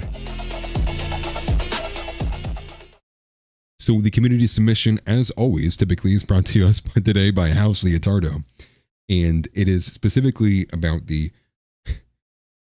two things. One, in the same vein as J.D. Vance was a little bit ago, Ted Cruz comes out and he's going, the anti-Semitism is on the rise and it's on the right. And, he's doing the typical forego. And I'm going to save you listening to that minute and 20 seconds of dog shit. But the point being is, like, he's posting this now. This is kind of like his angle against the current administration and like against J.D. Vance. And it seems he's particularly like highlighting Tucker Carlson and J.D. Vance as like his enemies, like who he's kind of wedging against, and probably because he's got personal beef with Tucker Carlson at this point. But I'm going to be honest with you, who gives a flying F about what anything has to say about anything relating to Jewish people when our country is being invaded and white Christians are being genocided? Do you think I care at all about words that were said online somewhere on a platform that's already heavily censored, that might have just slipped by, that might have just been on a meme somewhere? Like Ted Cruz, save it. But for these recordings that were caught, I believe, were obtained by Axios, we had an article that was sent in by House Leotardo. And Ted Cruz was largely bashing Trump and J.D. Vance and Tucker Carlson, like I said before. And it's nearly like 10 minutes of recordings. And the best part was it was provided by a Republican source. It literally says there in Zero Hedge, a Republican source gave them the recording so they could go in at Ted Cruz.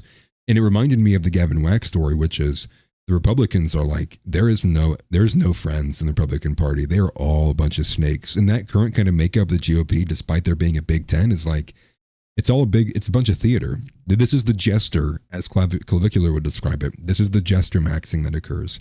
All these people hate each other and they all have their own personal kind of vendettas, what they want to push out, their own personal goals. And like Nick had said a few weeks ago, this administration and largely therein, the people who have been the main supporters of MAGA are all people who are going, and I'll be president next. It's people who are using this to put on their resume to run for president next time. They don't care. They're not really a part of the administration. They're basically on the winning team. They are like happy-go-lucky fans, if you will. So this 10 minutes of recording gets provided to Axios from a Republican source. And once again, this example of working with media to defeat your opponents. And the comments largely come from the beginning of 2025 and the middle of 2025. And inside of them, Cruz repeatedly, I mean, it's like 10 minutes of recordings. He's going in on J.D. Vance and Tucker Carlson having a unique connection, like they're teaming up. So he's going in at J.D. Vance and Tucker as if they're a team, like they're a front. So much so that he says that J.D. Vance is the protege of Tucker Carlson. Now, if you know anything about J.D. Vance, you know that person is Peter Thiel. If anything, Tucker Carlson and J.D. are kind of both. They are operators out of this front. I would have heavy reason to believe that Tucker Carlson is attached to the Palantir Front group. He seems to be on the same level of containment that they all operate with, which is the buck stops with criticizing Israel. You can't go to Jews, but you can criticize Israel. It's like, it's a very unique kind of disposition, which is also, you can see that exhibited by people like Dave Smith. But this is who Cruz is going at. And this would probably be his wedge if he continues this and runs for president, which he more than likely will in 2028 against J.D. Vance. And that also kind of brings into question Marco Rubio. Where does he fall in here? Will he be VP for Vance? Will he run independently? Or will he bow out of the race? We have yet to know that. But they're talking about how, Tucker creates JD, which is just laughable. But he's angry at them for driving this anti-intervention foreign policy. That's his biggest reason why he's irritated with them, is because it forced out Mike Waltz, and now it forced them on their heels when they were pushing for war with Iran, despite even getting that, despite them still getting what they wanted, which was us dropping a bunker buster on Iran's nuclear facilities. And the worst part about all of it is he also takes aim, and I want to get his name right in here because I'm not too familiar with him. He also takes aim at a guy named Daniel Davis, who is an Army veteran, who is, by all accounts, 110,000% more American than Ted Cruz ever will be, then becomes the aim of Ted Cruz. Ted Cruz then goes and aims, and it's sad because there's a video, and you can even go and find it. I think House had sent it in tinfoilhat.com of this guy defending himself against all the accusations from Ted Cruz. And it's just sad because here's this boomer who's like in no way, shape, or form radical by any means, being forced to defend himself against the guy in the room, Ted Cruz, who is, as much as we laugh at him, is a big figure in just general in politics. And on top of it all, in the framing and the character assassination of being, anti-Semitic.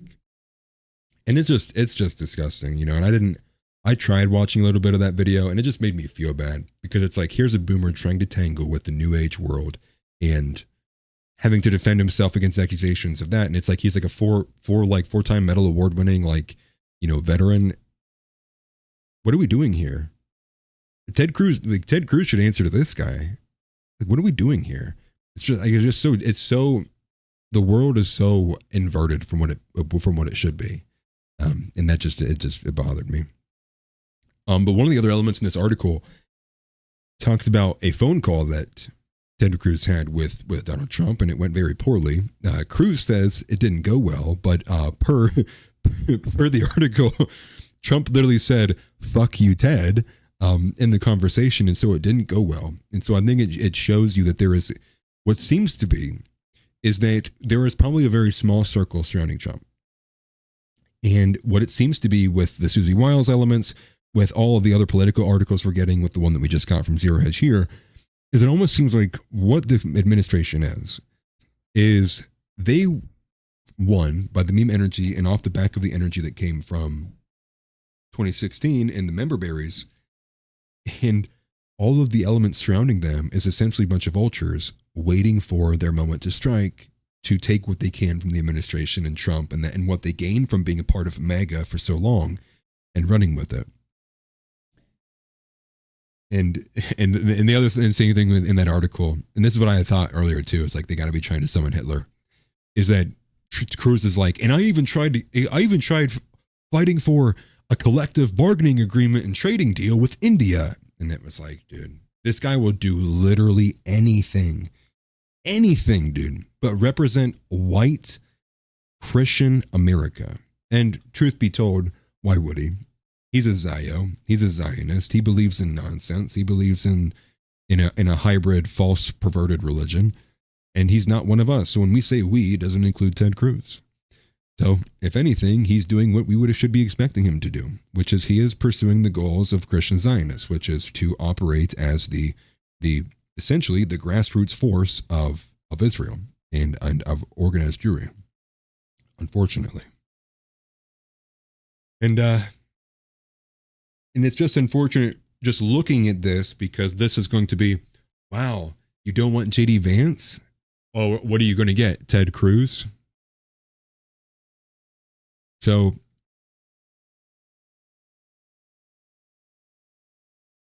the pieces are moving towards the table already in 28. And I have very little faith in Vance at all. Actually, I have none. I literally have none. And if anything, I was hoping to begin to see a lot more from Vance than what I would have already, hoping that he would prove me wrong. A lot of this is me just like, please prove me wrong. Please prove me wrong. And we're not getting that. And like I predicted about a week ago, Vance is already beginning to separate himself from the administration. Now, he didn't target the administration, but he targeted the Senate, Republican senators. So it's only a matter of time before he begins to target those who are literally in these meetings alongside him, because he's going to have to, because you can't run on, we're doing a good job when this is happening right now. What right now is a good job? So if Vance doesn't want the stain of what's happening right now, he's going to have to separate himself from the current situation. So we'll see how that plays out. And the tensions that will come with that will probably not be good whatsoever, especially between Trump and Vance, which we've not seen. We've not seen those yet. So I think the only time we've even seen him was like a back and forth on abortion, like at the bare minimum. But that wasn't, if you're asking me, that wasn't anything really to pay attention to. So another community submission, I want to touch on this before we kind of get to a bit more of some of the fun stuff here. I'm going to react to a few other videos. One of the other submissions that came in from House was a story that I'd actually covered, and it had to have been months ago at this point. But the story in particular revolves around a guy who's got my name, and his name is Aaron Spencer, and he's running for sheriff in Arkansas, and I think it's literally in Little Rock, but sheriff's a county position, so I forget what county he's going for. I think it's like Lenoke County, if I remember correctly. And this is actually kind of a massive W. And so just to remember, Aaron Spencer is a guy who's running for sheriff, but he ran for sheriff off the back of the fact that he was charged for murder for chasing down his teenage daughter, who had been getting continually harassed, stalked, and groomed by this elderly guy by the name of Michael Fosler. So Aaron Spencer took matters into his own hands because the police were very unhelpful in protecting his daughter. Thank you, Tiggs, Hazard County. So off the back of him getting the murder charges, take the grain of salt. I don't know if it's specifically murder charges, but he was charged in connection to that. And he launched a running for sheriff campaign off of it. And it's been very hush-hush on that for a long time. Costco Law is asking, did he win? Well, the thing is I don't think the election's happened yet. Or I could be wrong about that. But in terms of where the trial is at, the trial is that the Arkansas Supreme Court came in and removed the current sitting judge over the case. It goes by the name of like Barbara. It's like Judge Barbara Elmore or something like that. Because the attorneys in defense of Aaron Spencer had filed a motion saying that she is specifically taking measures to ensure that this case is not made public. She's trying to hide and bury the case. And since she would not recuse herself, the Arkansas Supreme Court has come in and removed her from the case. However, instead of outright kind of like dismissing the case or adjudicating it another way, they've stayed it. And so I think right now there's no judge overseeing the case. And so I'm kind of curious how that will play out, what election rules, come into place. Because if it's like the presidential election, there isn't anything that's like a felon can't win president, right? So that was kind of like one of the hypotheticals people were engaging with, which was like, could Trump win from jail? So, but again, exactly right. As Miles Civis says, another woman on the bench, another blight on American society, female judges. If anybody has ever gotten a female judge, I feel for you, truthfully and wholeheartedly.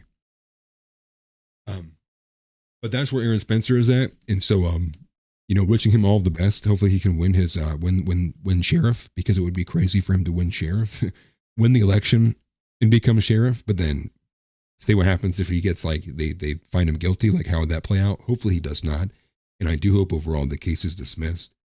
I'm trying to recall some of the details, which I should have done a better job before I got on here.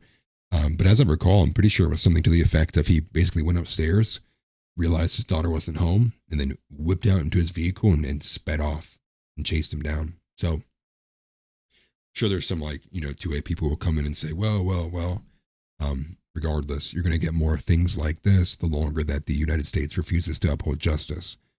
And like I've been saying, or like I literally probably just said like a couple weeks ago, it's only a matter of time before Gotham gets a Batman. And it's only a matter of time before Weimar gets a Hitler. And we're basically kind of in waiting for that moment. Who is he? Where is he? And where's he going to come from? Because people are done, man. This whole BS with all this like, oh, what was me, and like caring about brown people and shit. Like, it's just pisses people off now. Like now it's like I don't even care what you call me, dude. Get the absolute fuck out of my country. You do not belong here at all. You have only stolen and violated our resources. You live off the back of hardworking people, and then you stick your noses up in our faces. And it's just like, this is, no other peoples in world history would stand up for this. I mean, dude, the only time you would find something like this that would even be able to exist is in modern day. Pre-1800s, dude, this is a whole different story. And the fact that people aren't treating it like that is just wild to me. No more excuses. I don't want to hear no more about these people been here for 30 years. Don't care if they're brown, they gotta go. Don't care. We could have probably had a civilized process, but you guys bitched and moaned so long. Now I don't care. If you're not white, get out. If we can tell you're Black American, we'll make you rap. If you can freestyle and you're good at it, you can stay. You're probably Black American. Other than that, dude, gone. See ya. I wanted to be civil, dude, but now I'm tired of waiting. And if it's between my family and yours, you don't need to ask me. You should know the answer.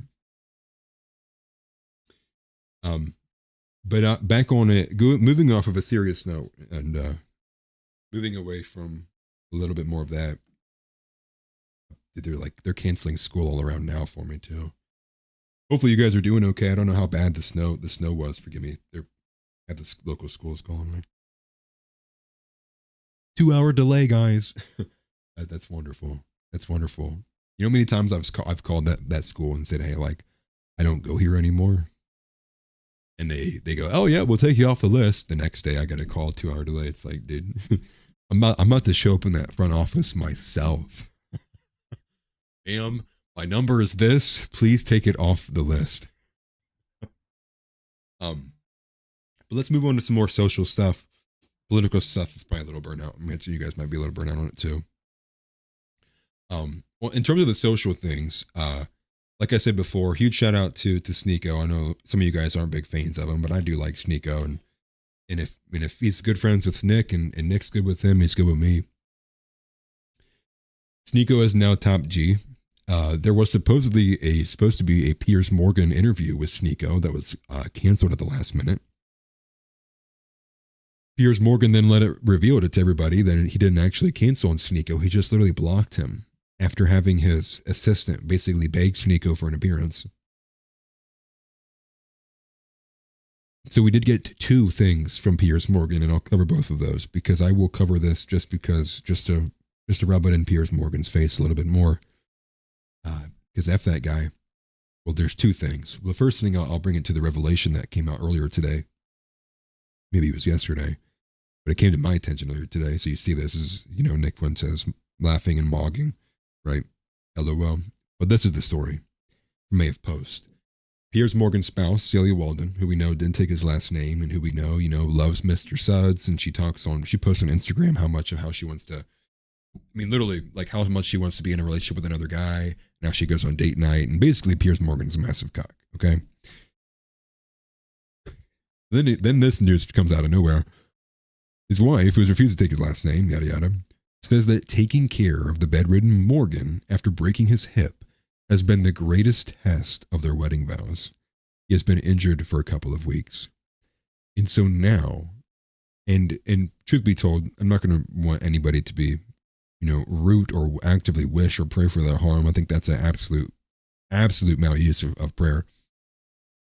But he did. He fell. It was like shortly after his interview with Nick, which people were saying the Groyper curse. But regardless, he did fail, and it seems like he broke his hip. And now his wife, since he's not been able to walk out of bed for like 2 weeks, despite the life that he provides for her, she is now talking about how this has been the greatest test of their wedding vows. For one, like Piers Morgan, you should be able to spot a woman like this for a certain level, like especially like this. But in the same element, though, like, RIP to all my guys who are dealing with women and still navigating those waters. I'll tell, yeah, these hoes ain't loyal, but brother, like I'm telling you, as someone who is married, you cannot get married. I'm telling you, do not get married unless you feel like God Himself is speaking to you or through you from somebody. Do not. And I mean this not from any sense besides that the fact that the social and legal climate surrounding marriage is only going to devastate men who are not capable of navigating their way out of it. Do not. Absolute last resort, unless like you know it in your heart of hearts and I'm serious. There can be no other. No compromise, no like, okay, I guess. No. You need to feel, again, like Jesus Christ Himself came down and He said, hey, big dog, I think it's time to shack up. Because if not, I'm telling you, do not do it. Absolutely do not do it. We will lose more brothers that way than we'll gain them. Do not do it. And that situation is going to have to get taken care of in its own way. But again, let that be known. I do not want to see any of you guys getting annihilated or destroyed. And the thing is like you would think in a point now, right? You would have somebody, and I complain about it all the time, but the conservative, the Republican Party, the family, the party of the family, the nuclear family. We care about marriage and children and childbirth and good homes. But dude, you go to family court and they're nowhere to be found. And I will always say that every time it comes to mind, because it can't be understated.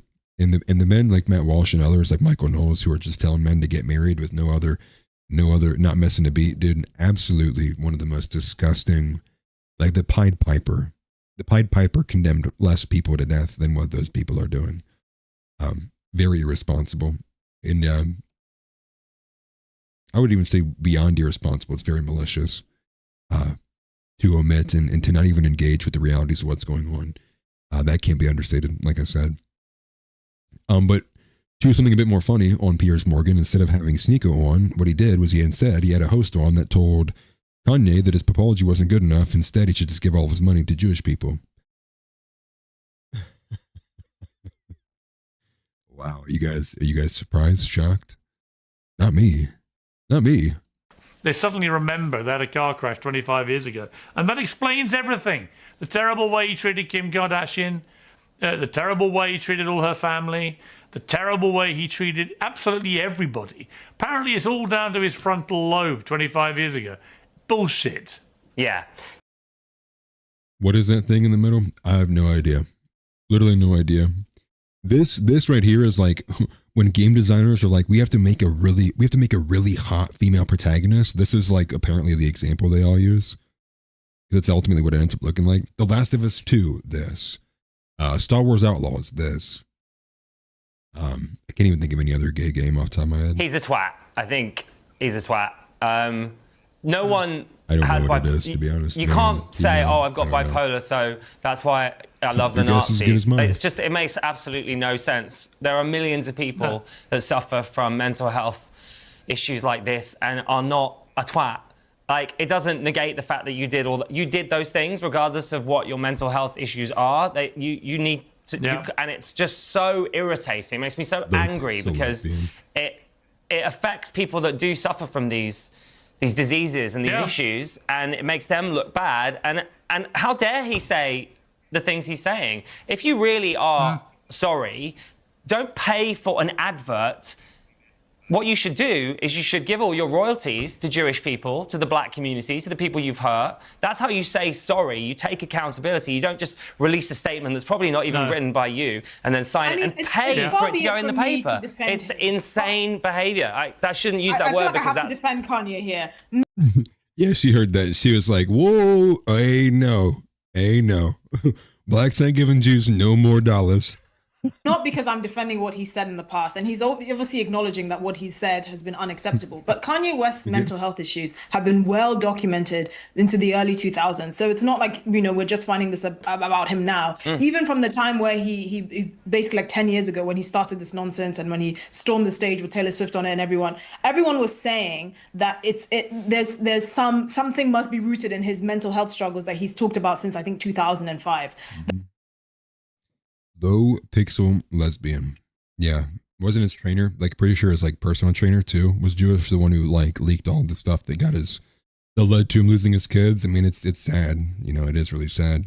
Don't surround yourself with people who hate you and will seek to destroy you. I mean, like that goes without saying. You would think. Kanye unfortunately had to learn the hard way. And I won't say anything on Kanye. Obviously, we all know he probably does have mental illness struggles. He's gone through the worst. His marriage and everyone else has got their say on it. Kim Kardashian is literally one of the most degenerate people on planet Earth, and how she is able to maintain and continue pushing these kids. I saw the other day she's now helping Northwest. I think it's the oldest daughter, setting up streaming services. It's only a matter of time before Kim K's doing mother-daughter content on OnlyFans with her. It's sad. And again, like I said, way more conditions require way more solutions. This is what Zeb Boykin has said for some time. You are not going to get the answer you are looking for to what is going on right now with the current GOP. It's just unfortunate. And while we're on that too, one thing that you might not see though is a bit more of a smaller story in that. In the apology, and I can't remember who Kanye had given the apology to or who he'd sent it to. I think it was the Rolling Stone who had received it first. But in that, one of the cool elements is he refused to answer questions about Nick. So some of the reporters were asking about his ties to Nick Fuentes. He refused to answer those questions. So even in those moments, he kept he was like, I'm not gonna dog my boy.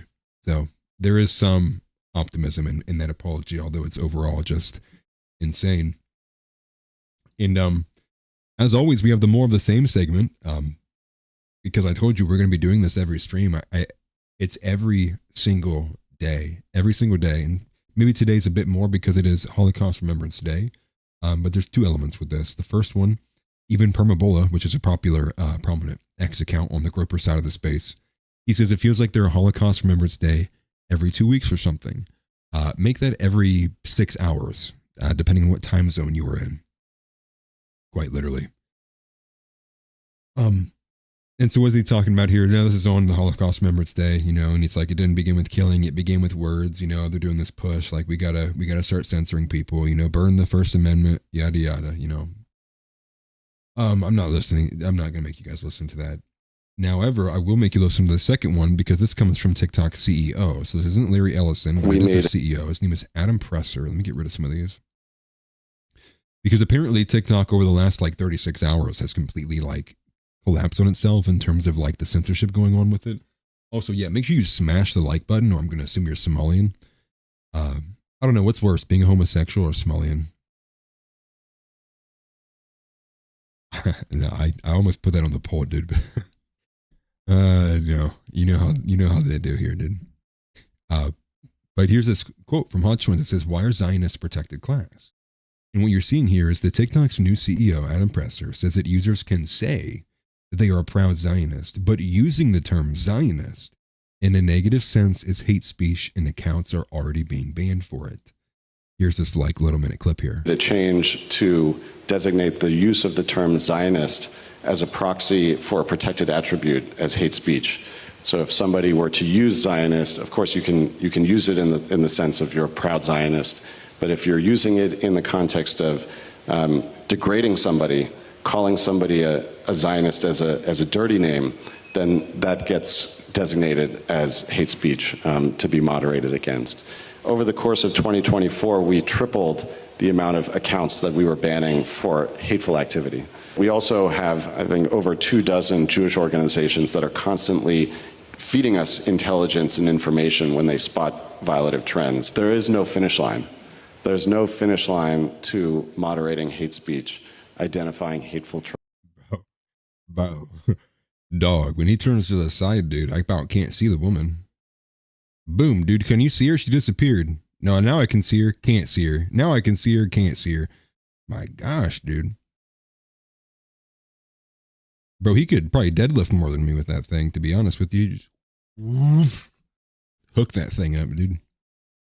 Can you imagine if, I don't know, say we protected Christianity like this, or what if, I don't know, Christians are protected class? Could you imagine if any social media company had the gall or audacity or willingness or hunger or conviction in the slightest to defend, I don't know, Christians, the vast majority of people who are here? Yeah, save some air for the rest of us, dude. I know. Bro, can you imagine being in that room? He breathes in and you feel like you're on the moon. You're gravity. You start floating up in your chair. Everybody drops back down. Holy, does it again. Dude. The ears, I know, bro. This guy has full-blown goblin physiognomy, dude. If I painted him green, dude. If I painted him green, you could throw him right in World of Warcraft, dude. No one would blink an eye. But there you have it. Zionists, and they're going to determine if you use it in a negative way. They will determine if you have objectively made the correct criticism, or if it has crossed the line and become too negative. They will decide. Larry Ellison will decide. Literally, the Jews will decide. It's crazy, man. I don't use TikTok much at all. I mean, I've had an account. I had one that decently popular, although I quit using it because they just started literally banning it, everything I ever posted. So I couldn't be bothered to do it. But supposedly it's actually worse than just this. Supposedly the censorship goes beyond that, and the metadata scraping, the geotagging of locations, and a bit more than that. It's actually looking a little scary of what TikTok is reaching into. Forgive me, man. Sorry, again, recovering. So if you are an avid user of TikTok, keep that in mind. I would recommend against it. And beyond there, though, here's another element of some of the censorship, because apparently you can't even DM the word Epstein. This is from Finance Lot. This TikTok has banned all messages containing the word Epstein. And so this is a guy trying to send a DM from earlier today. Wonder why. Wonder why that is. Or not earlier today. It's from a couple of days ago. Was today the 27th? No, it's from today. Must have been edited from late last night. So there you go. Dude, I'm not even going to read that comment, dude. That's aggressive. It's funny, though. That is funny. Some more of the same. That's just our typical daily dose of Jews screaming at the top of their lungs and some kind of big conference somewhere.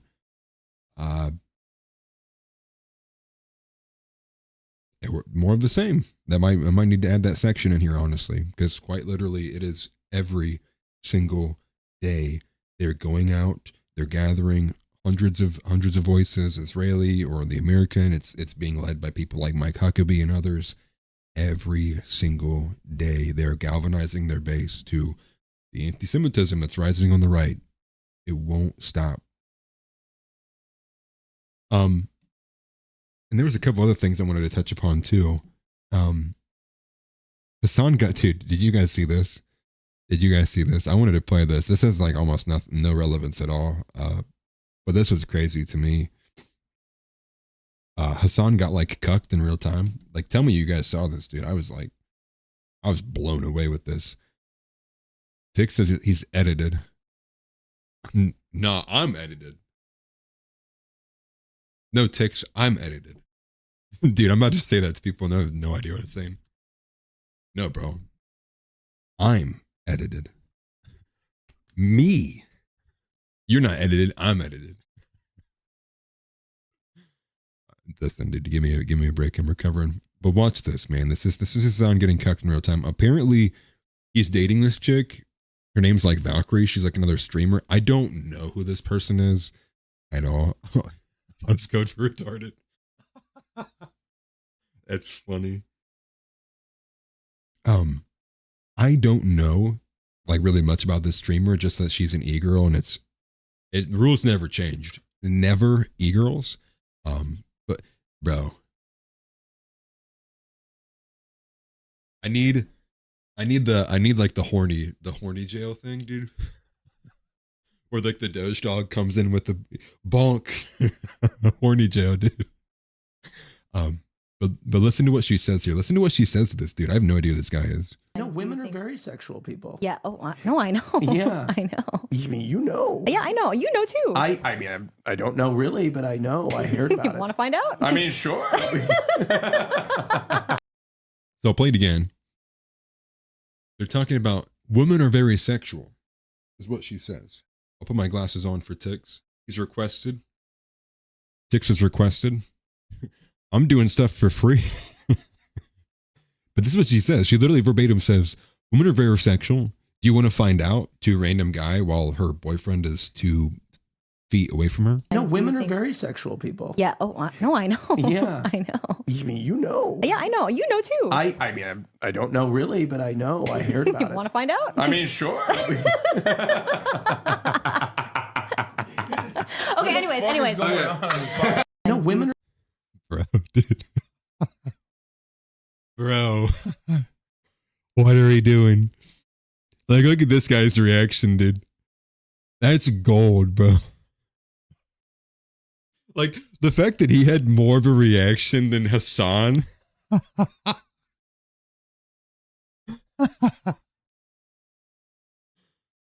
And the sad part is Hassan's trying to hide the fact that he enjoys this. Like, he actually actively is being turned on by what's happening. But this dude is like, what? Did you just say that in front of me? Look at that. He's still shocked. Bro, look, for like 4 frames, nobody moved. He's not moving. Look at that, dude. There's no one moving in these frames. They're all moving but him, I mean. Bro, that's crazy, dude. Bro, that is called shock, dude. Look at this. There's nothing, dude, no. His mouth is just becoming more agape, if anything. That's crazy, dude. And look at his son with his hands out. Oh, would you really say that in front of me? Would you really say that in front of me? Are you serious? No. The correct answer to that situation is in the middle of you standing out. How Hassan should have done this. He should have stood up and cleared the table. He should have swung. Desk, all those bottles, gone. Cleared it, reached across the table, licked his hand, and he should have smacked the life out of that chick. And then he should have looked at the dude and said, try that in a small town, buddy. That's what he should have said. No, but seriously, dude, like, if you're getting punked like that, for one, that's not worth fighting for. If your girlfriend, your wife, your situationship, which that's just retarded, that happens to you, leave, bail, don't save it. There's no recovering that. Should do that to the rest of your life, and it'll only be a matter of time before you're fighting an endless battle of trying to not be the beta male, and then you're eventually going to get cheated on anyways. It's just like, save yourself the trouble and just go home. But that is sad. And the thing is too, is like Hassan has pull, bro. Like, I don't know why would you even deal with this unless like you like that, right? Like, if I'm Hassan Piker, dog, and I'm like single and I have no morals and whatnot, I'm like, I'm not going to be pulling from like e-girls that is streaming. Are you serious, bro?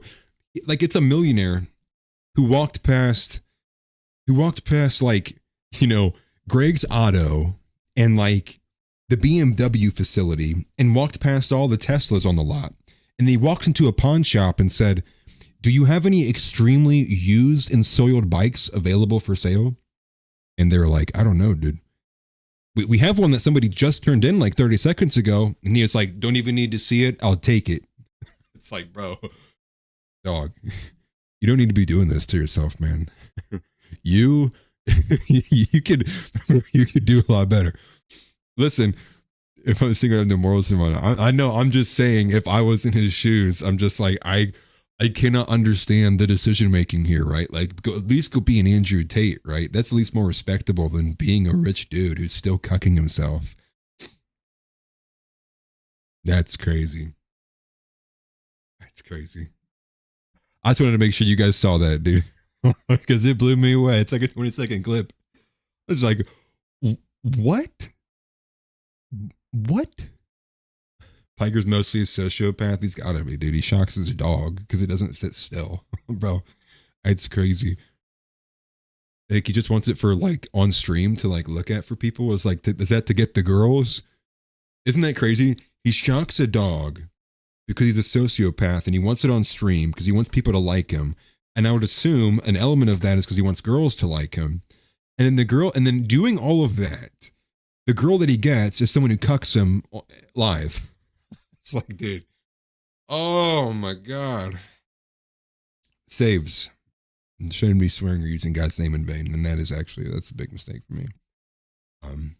He could actually believe in the one true Lord Jesus Christ and turn away from all of that and be an actual hero for good. But very little hope that Hassan does that. Can always hope though for it. And I guess two things I'll go ahead and look at before I go ahead and sign off. There's a couple other things I probably could have covered, but two I think that are more important. One that I'll mention that we're not going to get into today, maybe I'll save it for tomorrow, is that Clavicular does seem to be getting a bit more of a target on his back, and props to him. Again, same with SNEAKO for standing up for themselves amidst the Clubicost.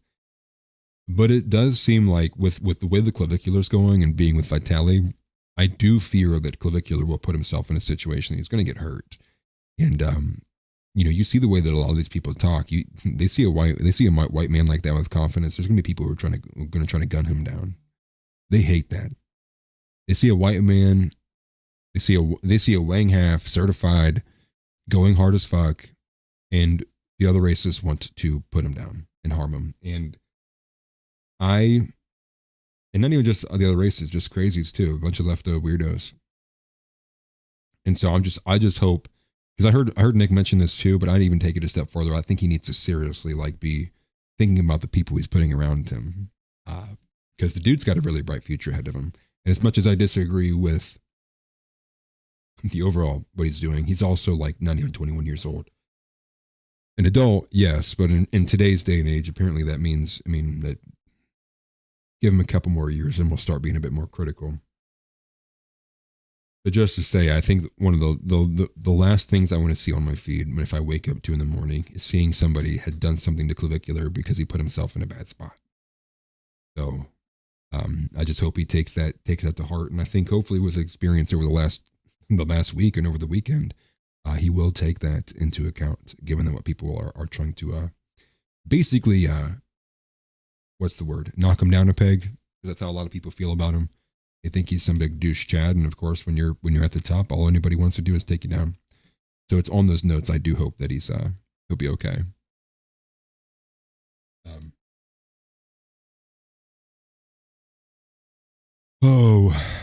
And there was one other thing I was gonna do. What was I gonna do? Oh, it's James Fishback. That's right. There's two cool things that came out of James Fishback. The first one is the endorsement from Larry Loomer, which I just thought was just insane thing to look at, but here it is. And so Laura Loomer is going back and forth with James Fishback, and I'm not reading any of this because it's just like, I'll save you the time. She's just like, it's just Jewish like yelling. But this is what Fishback said when he was questioned about Laura attacking him and chiding him.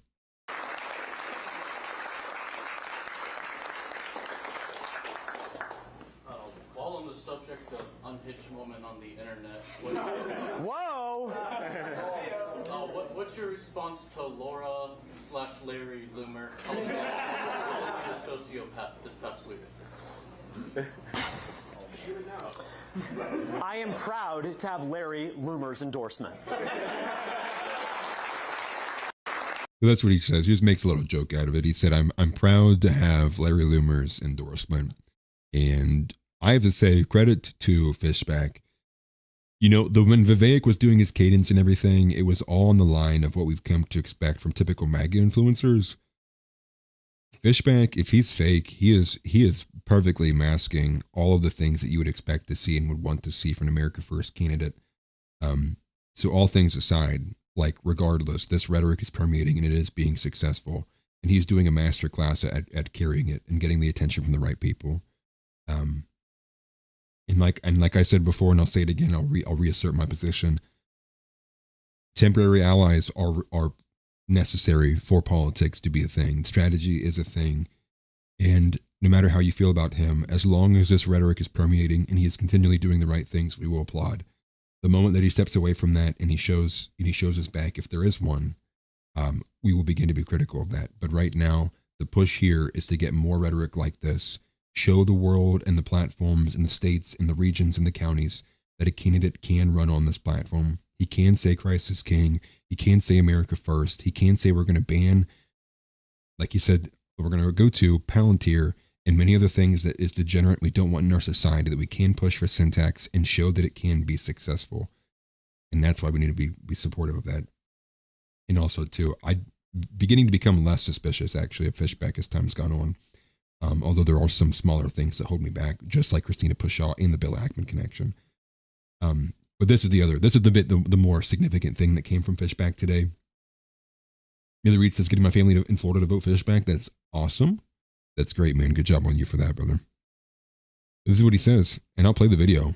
But he says, as governor, I will ban Palantir in Florida. He says, quote, we will stop the greatest threat to our civil liberties in its tracks by banning Palantir in Florida. So I'll go and play the full thing.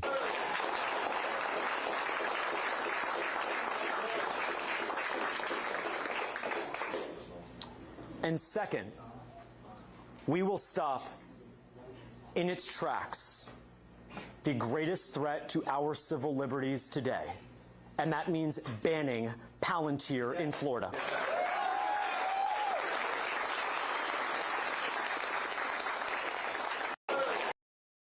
Yeah, and as Hook says right here, oh shit, Fishback is not suicidal. And this is a shot at JD Vance. And even if it's not to be personal, at JD Vance, regardless, like this to me, about put my jaw on the floor.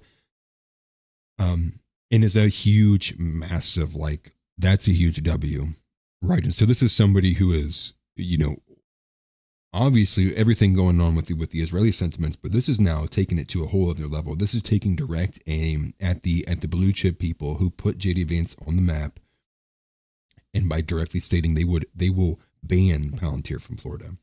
And I'll explain this just like how Whitney Webb had explained it at the end of, I believe it was the what's their book series called? One Nation Under Blackmail. I think it was volume 2. And the way that Whitney Webb describes it is part of the reason why she believes even that you're seeing a lot more of Epstein's kind of becoming more public, and the reason why he was even put in trial in the first place and was allowed to even get that far, was because with Palantir on the horizon and it becoming up and coming, they will no longer need a handler such as Epstein. Palantir will be Epstein. Palantir can see and will see all and will have access to all. And so with the way Whitney Webb was basically describing it was, Epstein was probably like the last person-to-person element of the blackmail operation we will see, and it will be getting handed off into Palantir. Palantir being this kind of eye that sees all, being named after the literal ball from Lord of the Rings, the seeing eye. That is what the American people need to hear, and it's unfortunate because I don't think overall, even if Florida stops it and bans it in Florida, it will prevent it from having a federal outreach to the people and consequences therein in Florida. But about as best as you can do right now. So props to James Fishback for that, and that way we can end on a good note. And stay focused on Fishback. Support him regardless. Even if you're not in Florida, support him. Same thing goes for Casey. Even if you're not in Ohio, support him. Spread the post, like the post, send it to people who you think might be in Ohio. Just like how Merely Reed said, he's got family in there. And we're going to have to make the push. I don't have much hope at all in the midterms of the 2028 election at all. But it'd be meaningful to at least get a few wins on the state side where we can. And but like Nick said, he doesn't have much hope. And Casey, the numbers also kind of speak to that too. Fishback may be a different story. I haven't seen the polling data at all on Fishback, where it's sitting at right now, the favorability polls. But I would imagine it's probably a lot closer than what it looks like between Vivek and Casey. And that's also because Vivek is a bit of a whole different animal compared to Byron Donalds. So with that, we'll end on a good note. And to reiterate, be unkillable in all ways outside of even just physical. That means mentally, spiritually, and maybe even more so spiritually. I think a lot of the reason why I think I might fail or why I spaz out or get angry or am lethargic or lack motivation is because I lose sight of the main goals. And part of those main goals is honoring and walking in the life and the truth that is Jesus Christ. And as always, I will always bring that up and push that and be mad at me Bible thumping, if there are even those out there, because it means something to me. And it's not even that it means something to me. It is the truth. And I wish everybody could see the truth, but I also know at the same time, not everybody can see the truth or will see the truth. Like I had said earlier, I probably did the rant better earlier, but becoming a pillar in your community or becoming the legacy patriarch that built and quite frankly is the reason why any of us are here today. So with that, I say, Christ is King, as always. Christ is Lord. Seek first the kingdom of God, as always. Matthew 6:33. Support Kash Patel. At this point, these people need to be tried for treason. The Trump administration, they don't even deserve to be deported. They deserve to be sitting in a jail cell for the rest of their lives for the crimes they've committed against the American people and for their lack of competency and their lack of conviction and just their outright lack of willingness to actually enact the will of the people that we put them in there for. So with that, it goes for Pam Bondi as well. Quite frankly, it's the entire Trump administration. No point singling those two out anymore, although they are the most focal in public. But beyond that, any woman over 100 pounds, you're getting deported. And any woman under 100 pounds, you're getting chained to the kitchen sink.